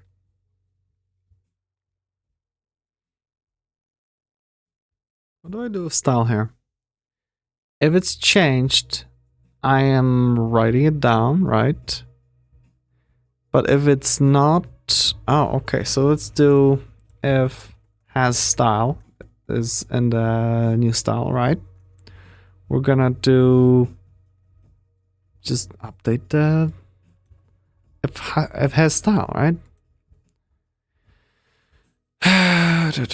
So we self data index dot flags. Add has style and else.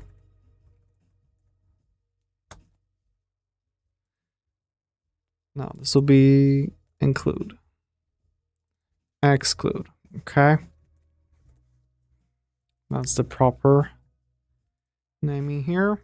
And so basically, if it has style, we also need to set the style. If not, we just set that it doesn't have style, and that's it. Foreground always stays the same and has background color. If it has, we override the value. If not, we just don't override the value. And other than that, we're not checking if it has background color anywhere else. So the value doesn't mean anything there. Okay. All right. And therefore, we just do this. Where we add to the div, but not this, but that. Okay. Because the value here was different than what we passed there. Okay, that complicated things a little bit, but it shouldn't be too bad. And therefore our terminals here should still work. Let's see if I can actually do something here. Error, reset B color, count them. Okay. Yeah, we're not doing that. We're just doing reset background color. Let's do transparent background color, okay? Because we don't care about it. Leave it the way it is. We're only setting foreground color. Okay.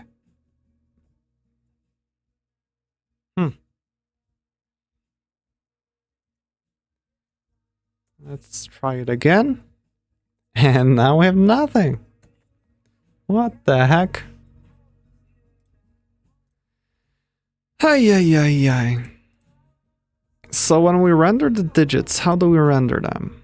We just draw glyphs, okay? And the grow, oh, I can control click things and it actually works. That's awesome. So when we do that, I am setting the pixel, okay?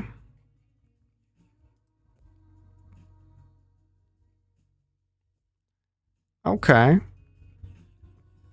And that's the current style, which is like no style, whatever. Current foreground color. Yep, current background color, which will be ignored. Current style, which should be ignored, and all that. And the rune. And I'm setting the pixel. So that should work, right? And the same thing for right. I'm setting pixels, not anything else. And current pixel flags. What is current pixel flags?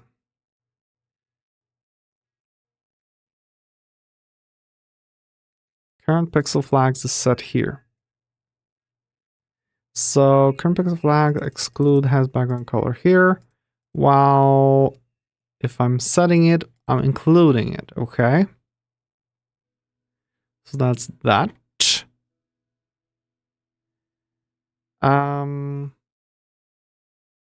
Yeah.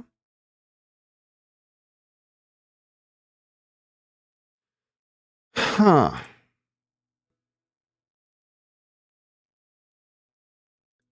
Okay, let's do one test.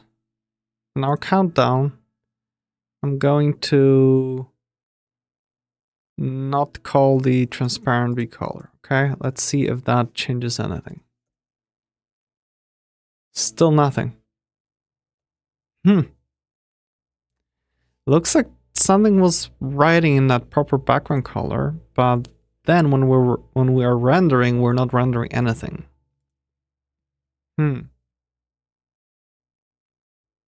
bad.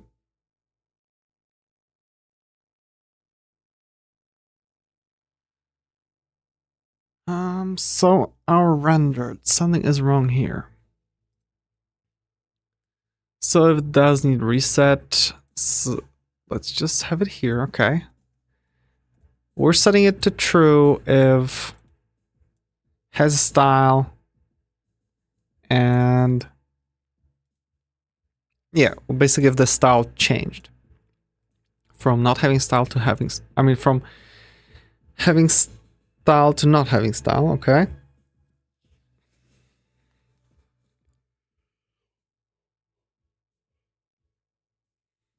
And then writing background color. If it was reset and the background color is different than the previous one, okay. And the pixel, we're getting them from the diff, right? Yeah.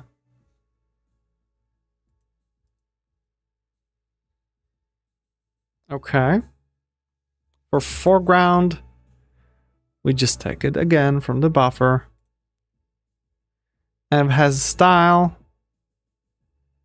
And updated, we just write that. Okay. And then write the rune. And move on to the next pixel. So this works fine. Am I missing something in the buffer where I'm not setting the diff or something? If not changed.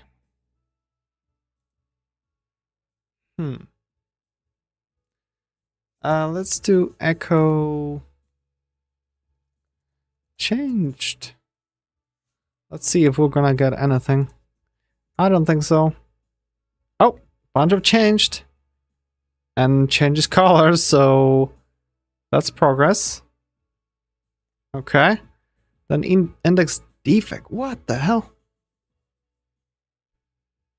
Index 14 not n from 0 to 13. What the heck? That's new.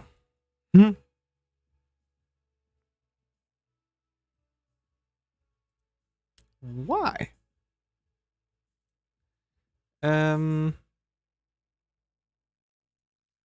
So these need to be exported. So it's happy, okay. Where am I iterating that it says it's a wrong index? I didn't touch anything here. The only place was in the rectangle. So let's just ignore the whole background color at all. And let's see if that changes something.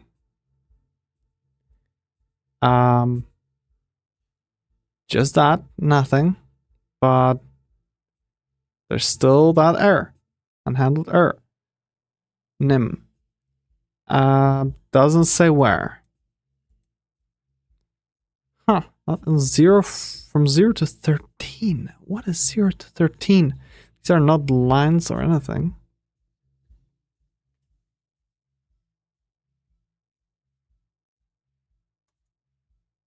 Strange. Don't understand that part. I'm not doing anything here either. And the buffer, I didn't add anything here. The only thing is I'm setting the index, but that's calculated once and that's it.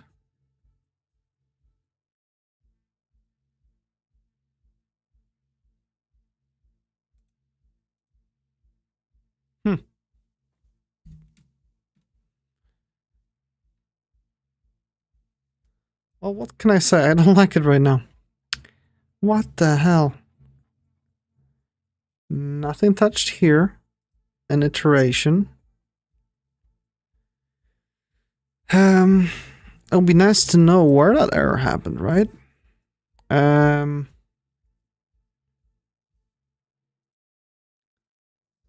also not getting a cursor, unfortunately. I guess I'm still hiding it. Where was it? Did it hide pixel here or something? At the cursor? Erase screen, reset attributes.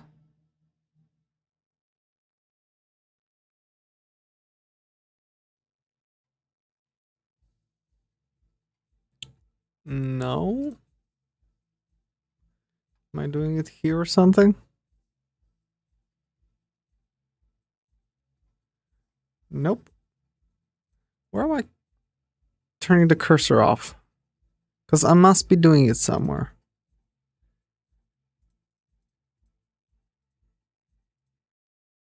Size, buffer, erase screen, reset attributes.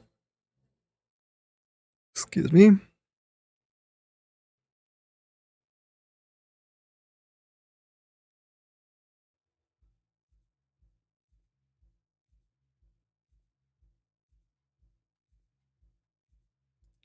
Okay, there's nothing about hiding the cursor.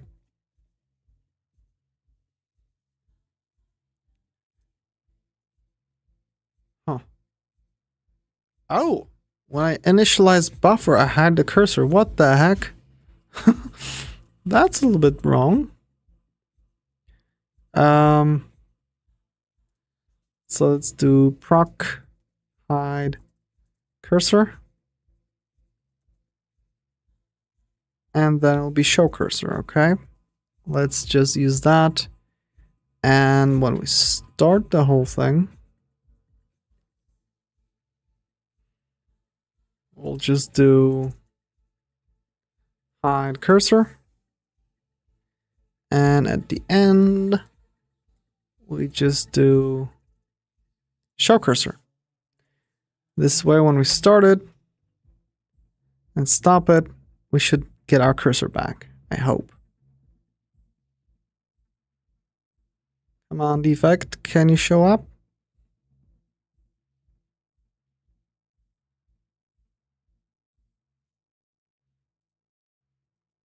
Oh,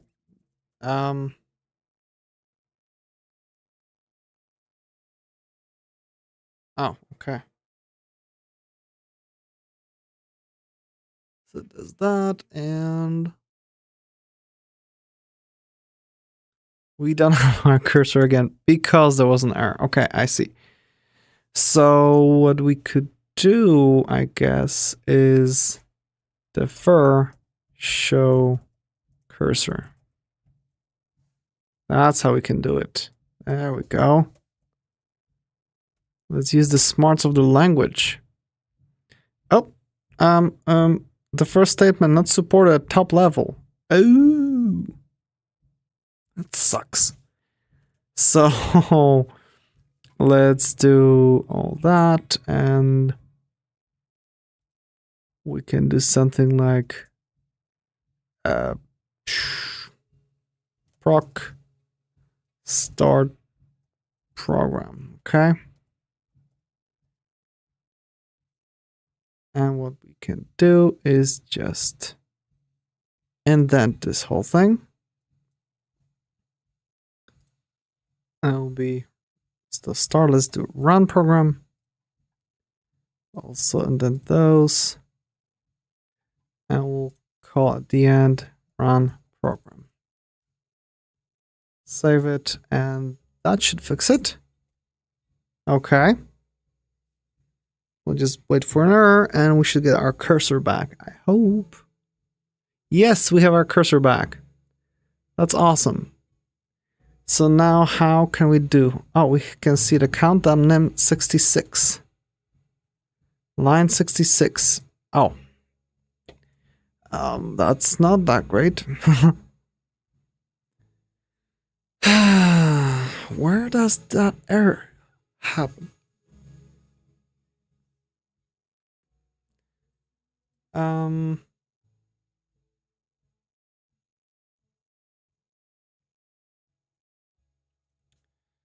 What was it? Run city or something like that? I don't remember. It was somewhere in the beginning. Let's just go to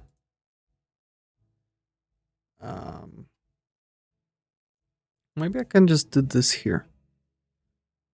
Nimble help. Bum bum bum bum. Whoa. Okay.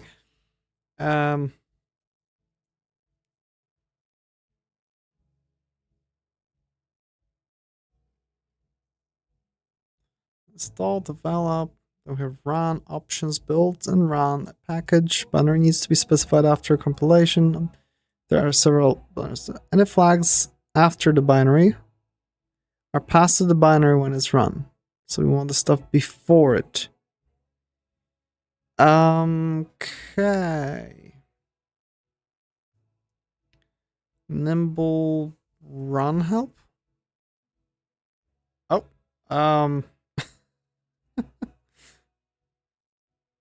that's different. Hmm.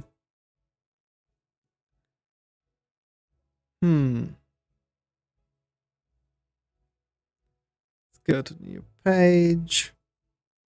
Nimble. Okay. And do we have docs somewhere? I recall there was something here. How to install existing packages. Miscellaneous. Configuration, nimble folder structure. Okay. So none of that works. So let's go back here and go to something like nimrun, okay? Do we have an introductory here? With the... Nope. Huh.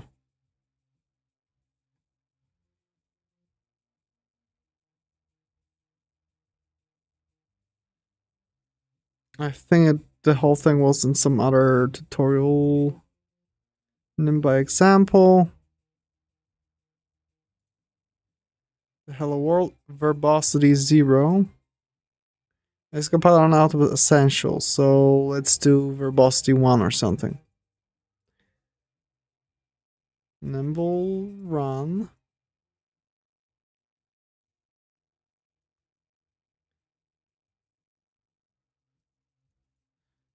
Let's just, can I just do this? Still no cursor. LS. Oh, come on. Nimble run. Verbosity 1.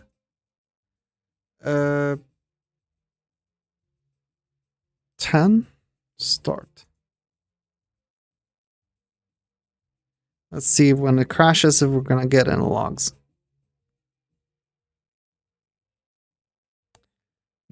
Nope. Verbosity 2.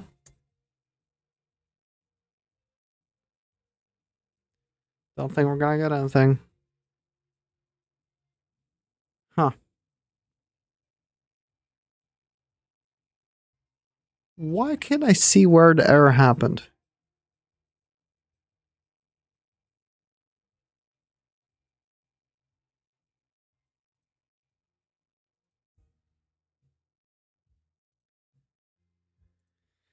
Ay, ay, ay. Problems. And from 0 to 13. I truly don't get it.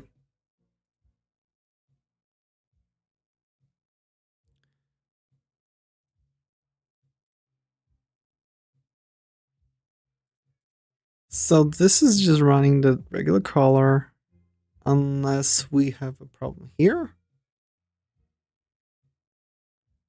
With the background color? That might be it. That's probably where that weird thing comes from. Oh, it's weird that we didn't get any problems with that before, though. So I wouldn't count on that being correct.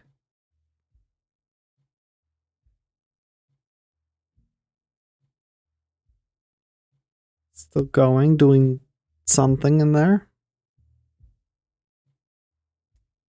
Okay, we're not getting any errors, so that's good.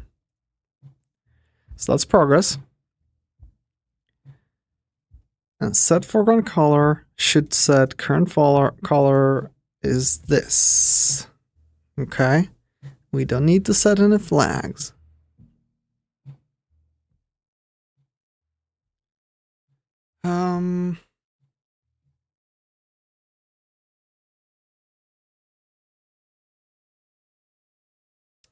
I wonder if this whole thing is that initially everything is set and the buffer is like nothing or whatever. That shouldn't be the case though. Especially with our filling of the whole rectangle at some point. So we render, this is all fine. We just go over all the stuff in the diff. Position X, position Y. Wait, we're still printing changed or something?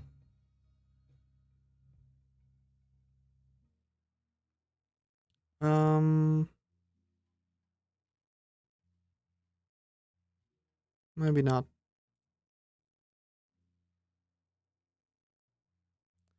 So the reset assumes false, it has style, whatever. So we assume that this is not true. So we don't reset attributes, okay, and we don't set the reset to be true, at least for now. So the background color, if it's reset or the previous color isn't the new color, okay? And for background color, it will never change, so it should stay the way it is, okay? The background color. For the foreground color, if it's reset or the previous isn't the current, which should be the case because we're changing the foreground color, then we're gonna print it out. And then we write style and whatever would happen here doesn't matter. And we just should write the rune. And swap the pixel. And that's it. So that part should be fine. Okay? So something tells me when we're setting the buffer, that's where the problem is happening. We have this thing that we should really remove. Okay. Save, and let's hope that things are still correct. That we're not using it anymore. Okay, that's good. So in our buffer, when we set things, we calculate the index and get the old value as a copy. And then we do the thing where we figure out if anything changed, okay? So if the old foreground color is not the new foreground color, then we said this is changed. Then, I mean, we got a bunch of change, right? And if not changed, then return. So let's just do the echo changed and adding diffs, hopefully. Okay. And let's just do adding diff. So let's just do changes detected, not returned. Or let's just do straight up like that, not return, and do if changed. We'll just do echo changed, not returned, and this. Let's see what happens if we're gonna get anything. So where every second bunch of them. So that is happening correctly. Okay. So we detected the change. We did not return.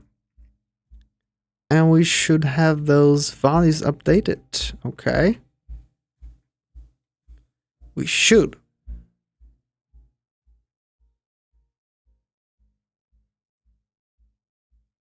Okay.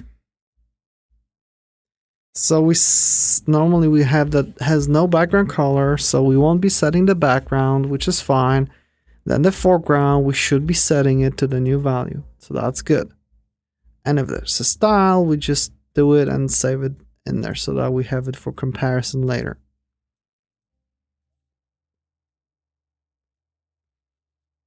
Oh, as background color is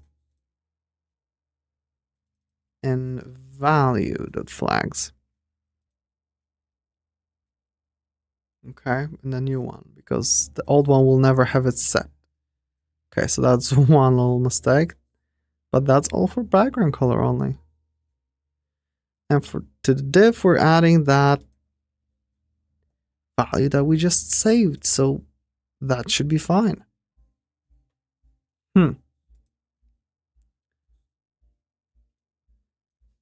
Adding to diff, and let's do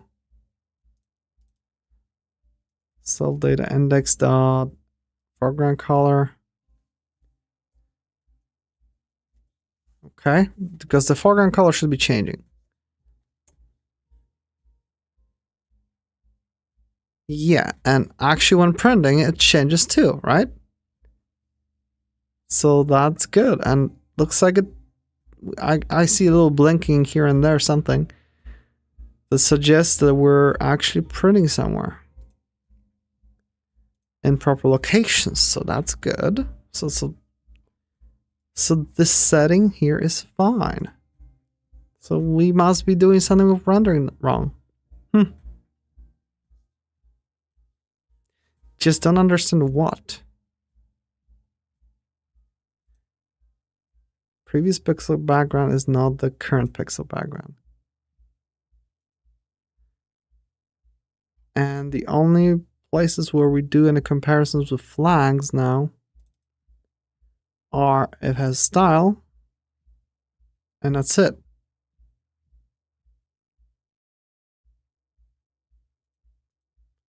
So I don't understand. And if I'll set background color, okay, let's just do it. Let's just add parentheses here to make sure that this is not miscalculated or something. Still nothing prints.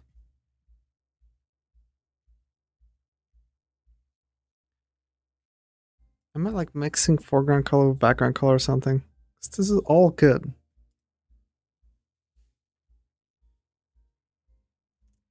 Huh.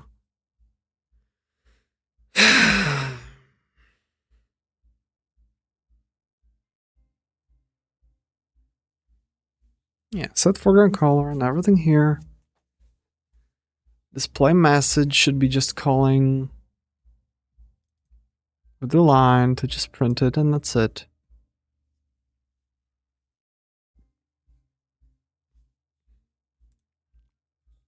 Let's do one more thing with rendering, okay?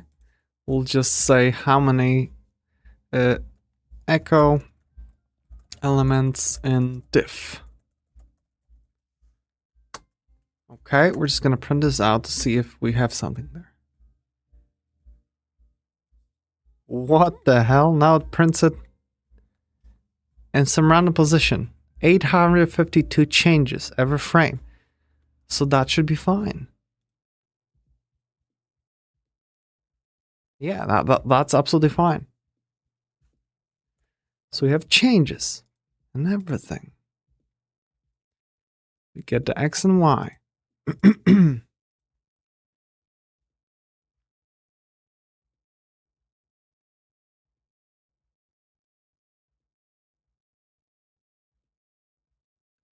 So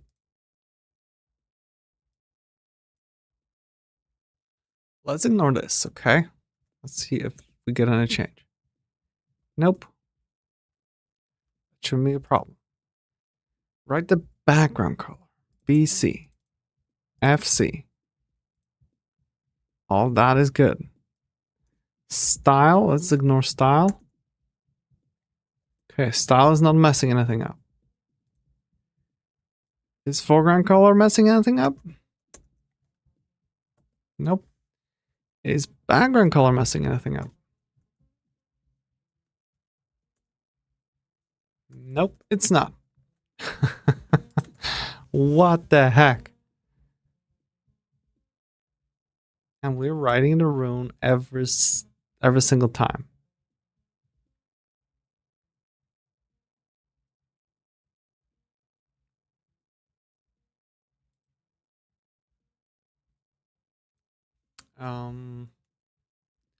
Echo foreground color, and we just print it out every time. Yeah, it changes. So like printing works. What the heck? Well, I'm glad nobody's watching the stream right now, because this is truly boring, and you know, like a full hour of things not working. So yeah, color change. Background seems to change.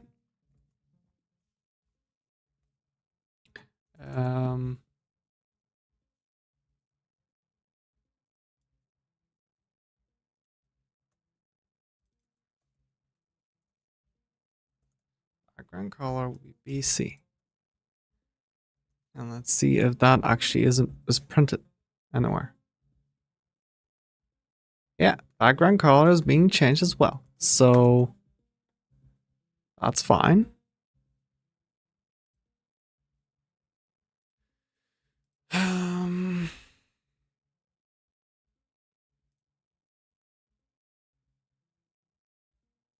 And the flash file is after the whole loop finishes.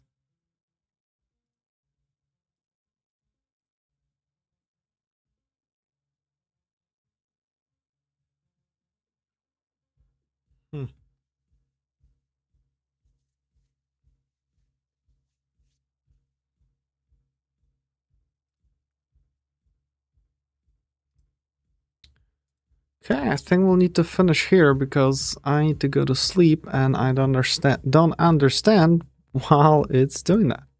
Let's just do this echo resetting things.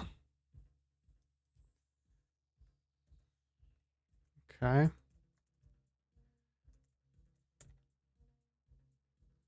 And resetting things is never called. So that's good because we're never changing style. While everything else is being called. This might be another weird thing that for no reason it just doesn't print. No idea. It's very odd. And let's just echo printing style. I'll just try to do that. And it's not printing in a style. Just like it's supposed to.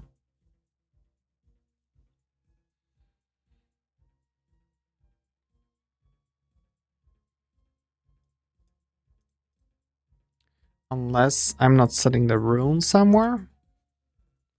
Echo rune to print.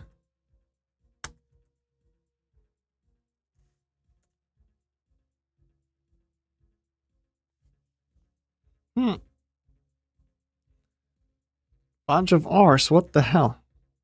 Rune to print, rune to print. Because I'm changing location everywhere.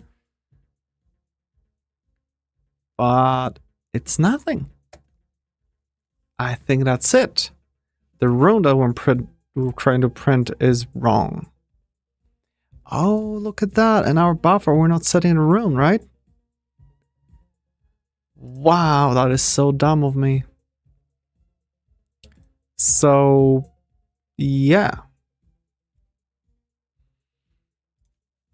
Let's do if old value dot rune is not what it's supposed to be, and do elif here.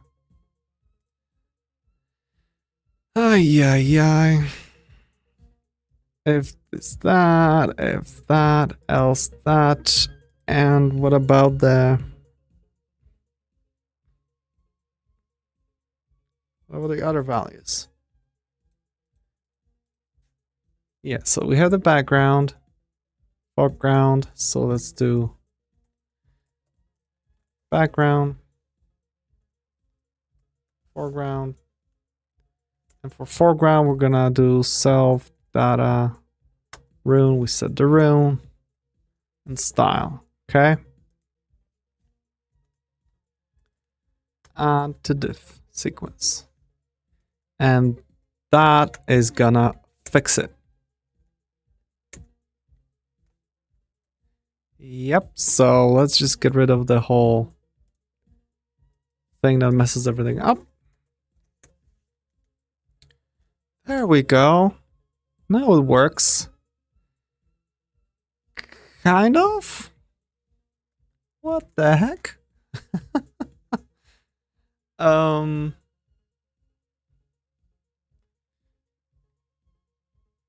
Draw filled rectangle.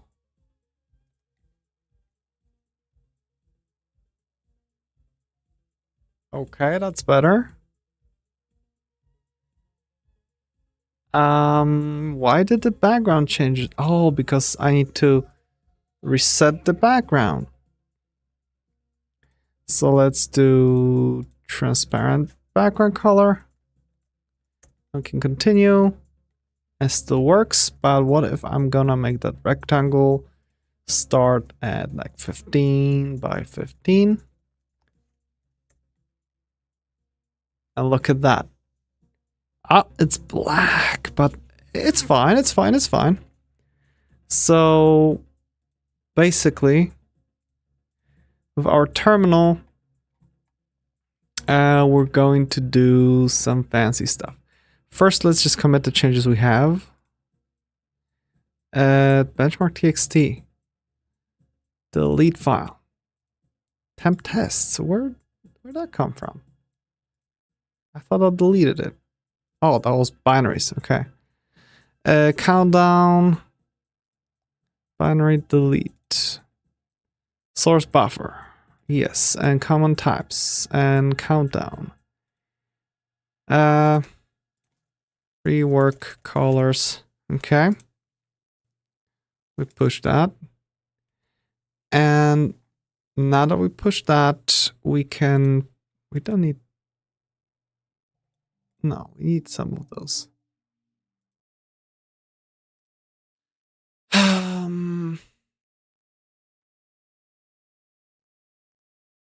Why does it say that we don't use those? Oh, we don't use times or OS. So Let's just save that. Okay. So with our terminal, we have this whole terminal size, init buffer, and whatever. So what we should do is every time we render, we need to check if this changed. If yes, we would need to reinitialize the buffer to D and kind of copy the previous buffer to the new buffer and then render, I presume. So let's do this size. It's supposed to be tuple something. So let's do it like this, huh? Proc update terminal size, refresh terminal. I don't know.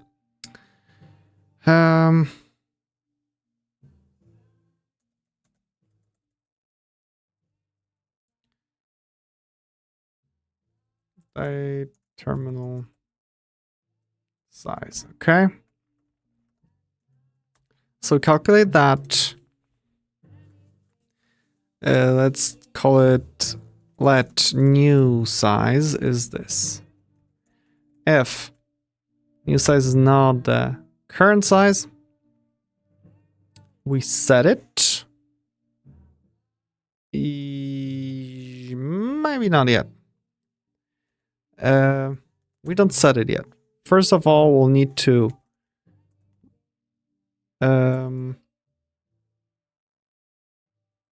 set new size. Then will be init new buffer. Clear screen to background color or to black. Then will be copy old buffer to new buffer. Okay, that's what will need to happen.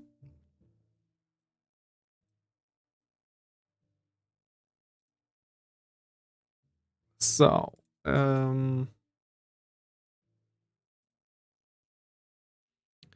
this will do let old size is size. The new size will be size is new size. So we updated the thing, right? While we still have the thing.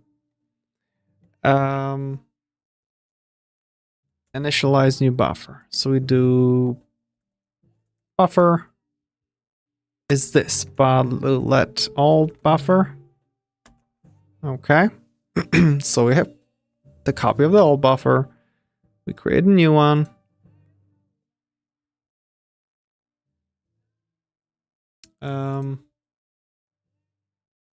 Buffer to D.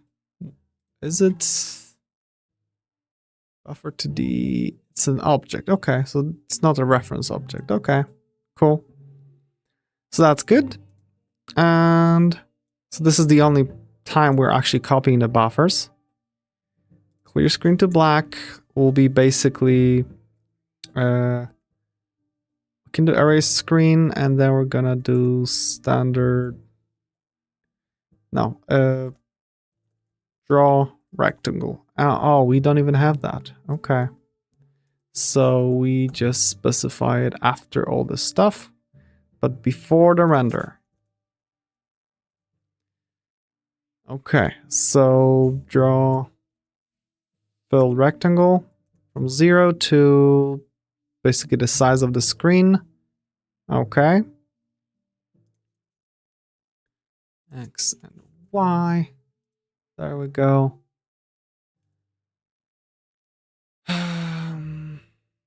And that's, yeah, size. Okay.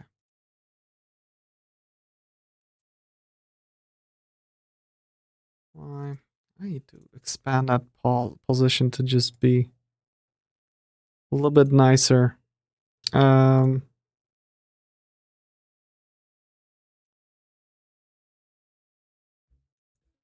Proc 0 position. Can I just do something 0 or 0, and this will be how do you define the thing on the type itself?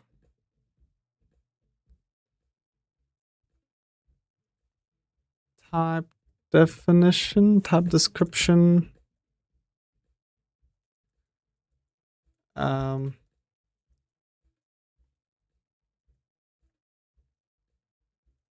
Position. There we go. Position. This. And we export it. Okay, that's one. The other one will be proc. Let's do the same thing. Let's just do new. And will be X, Y.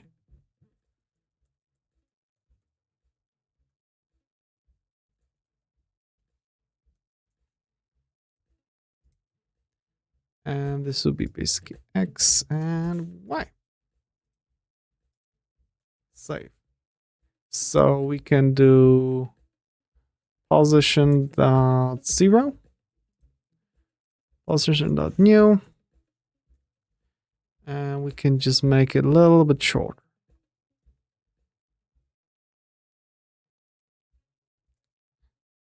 Should work, but for some reason spread, I guess it doesn't like that I'm just running it like this. Well, let's see if it's gonna compile for now. So clear the screen to black. So we'll just need to do the set background color to color dot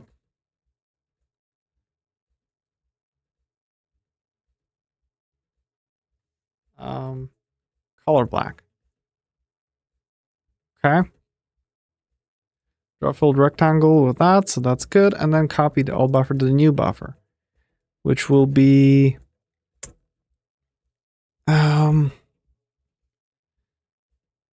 let's do apply buffer. And it will be the old buffer at position 0. Let's just do this thing here because we say where and the buffer. So let's just write a little apply buffer or something. We should actually do it before all the writes and stuff. So proc apply buffer position and the other buffer to D.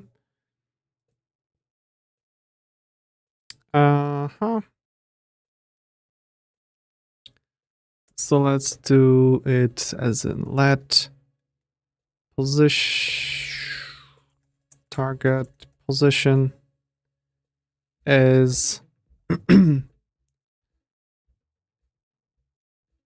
position plus this. Okay, so that's the thing. Oh, I don't need to do that. Okay, never mind, because set doesn't accept that anyway. So that's good.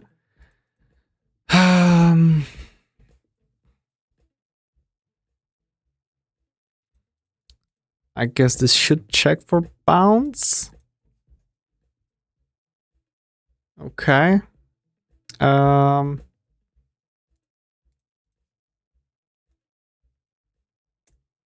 So let's do let max x minimum of either this or that, and max y.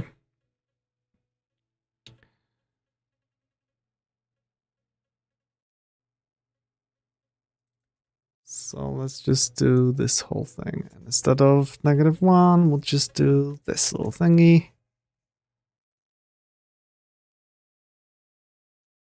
Max y. Okay. This way we will protect ourselves from the out of bounds. I guess we should apply those somewhere else, or maybe in the whole set. That'll be another thing. I'll see.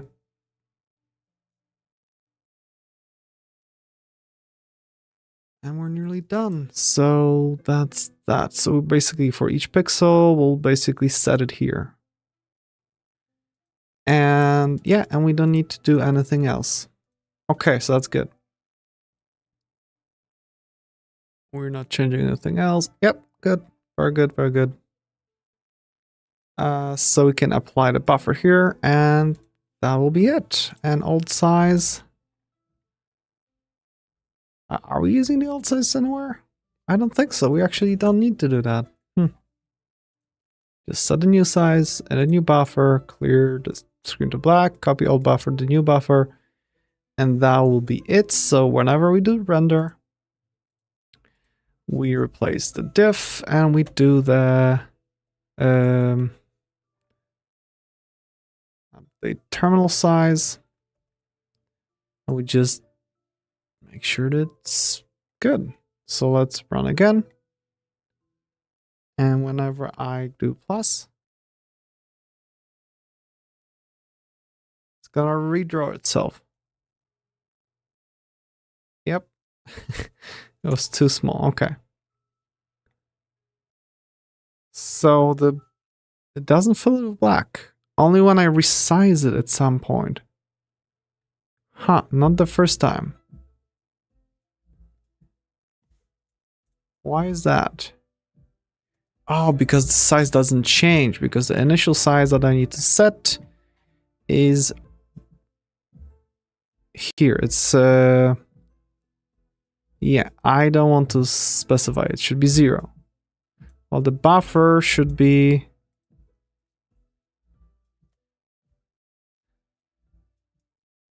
1 by 1.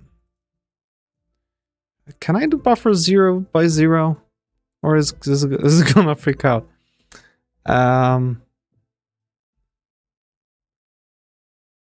Screen, reset attributes. Yeah, reset attributes is fine. And reset screen is as well. Let's see if I can make a buffer that's 0.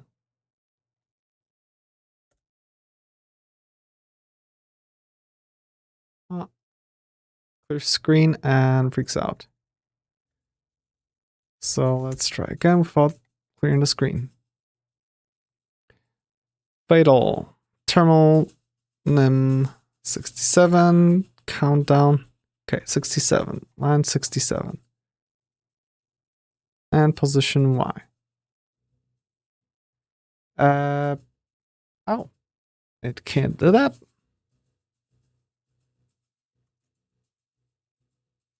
So let's make it smaller. Make it even smaller. Nope. No GC save, render. And run program. Whatever. So inside the draw filled rectangle, it just fails. Aren't we setting the proper buffer by that time? Oh, I see. Because the first, okay. So in our init code, right here, we'll just do update terminal size, okay. And actually this shouldn't be here. This should be after all that. After the render, after everything, at the end, we have the initialization code. While these are being used throughout, so they stay there. Okay. This is our initialization code. Cool. Let's try it again. Now it's good. It just doesn't clear the thing initially. Oh, and clear screen just does that, huh? So let's avoid the whole clear screen thing. Bum, bum, bum, bum.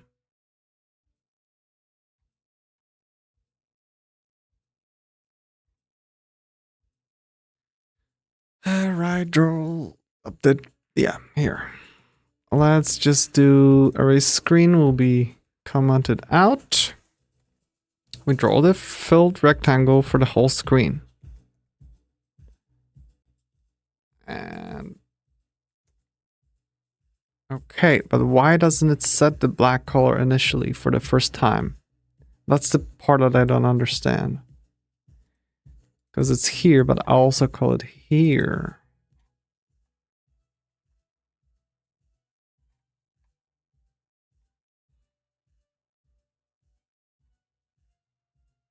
Hmm.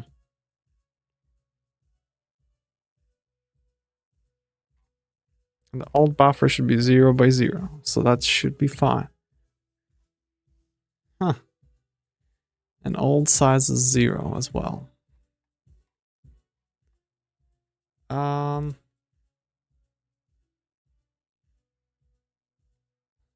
So if new size is old size, just return, okay? This way we can just have it nice like that. Okay. And when I call terminal size, it just returns it. Okay.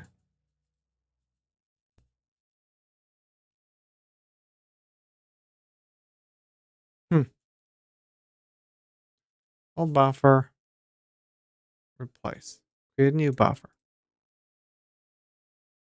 Set color black. Draw a rectangle, and that will be during next render. Oh yeah, because the first render is trying to do stuff. Oh, I see. So let's do it that way. I am not gonna call this here, okay? It'll be called during the first render.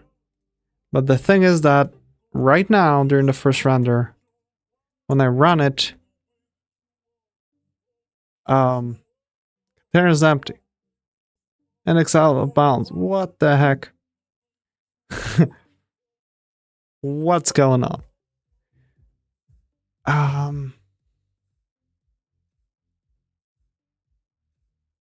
Huh? Oh, because I'm trying to run stuff before the first render happens.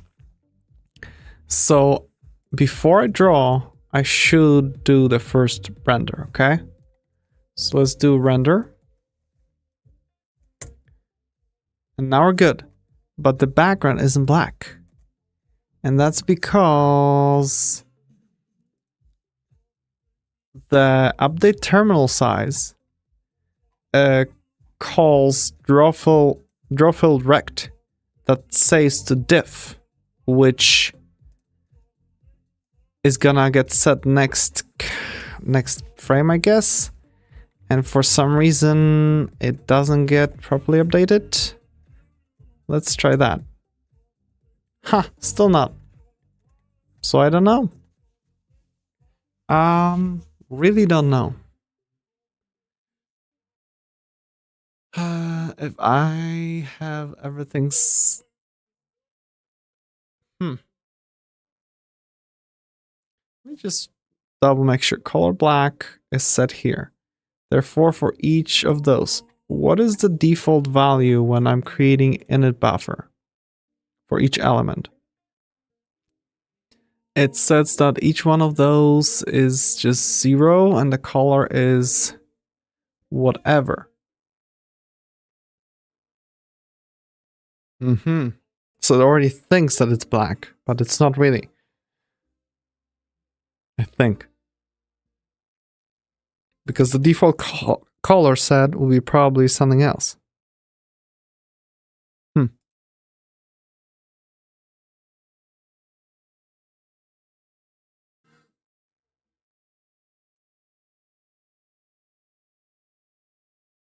Okay, so...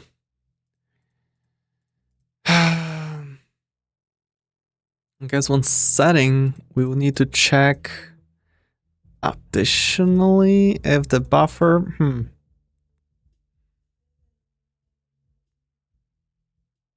I don't like that. Because that means that... What I mean is that whenever we're setting it, whenever we're setting some value, we could additionally check if inside the buffer it's set to transparent, okay? And if it's transparent, then, do this and that. But that doesn't sound right. What I think should happen is we should just... Yeah, let's do it a different way. Instead of using the whole rect or whatever, I think we can just do set background color and then call erase screen. And that might work. Nope. Let's do color red.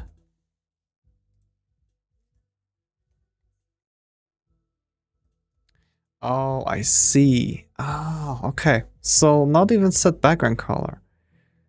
Let's do it as standard out. Set background color? No. How did I do it? Standard out, right, and it'll be ANSI background color, code from color. Let's do call black. And that should do it. There we go. And the rest assumes that the color is black. Okay. So this is cool. And we can see that some stuff, you know, wherever the things should be transparent, they stay transparent. So that's very cool. And our countdown, let's make the Y only 5. Yeah, that works. Okay. This is fun. We can do a lot of stuff with that in the future. We'll be able to... so maybe some other stream about Nim, we're gonna do it where we can actually print out any kind of text. And maybe an image.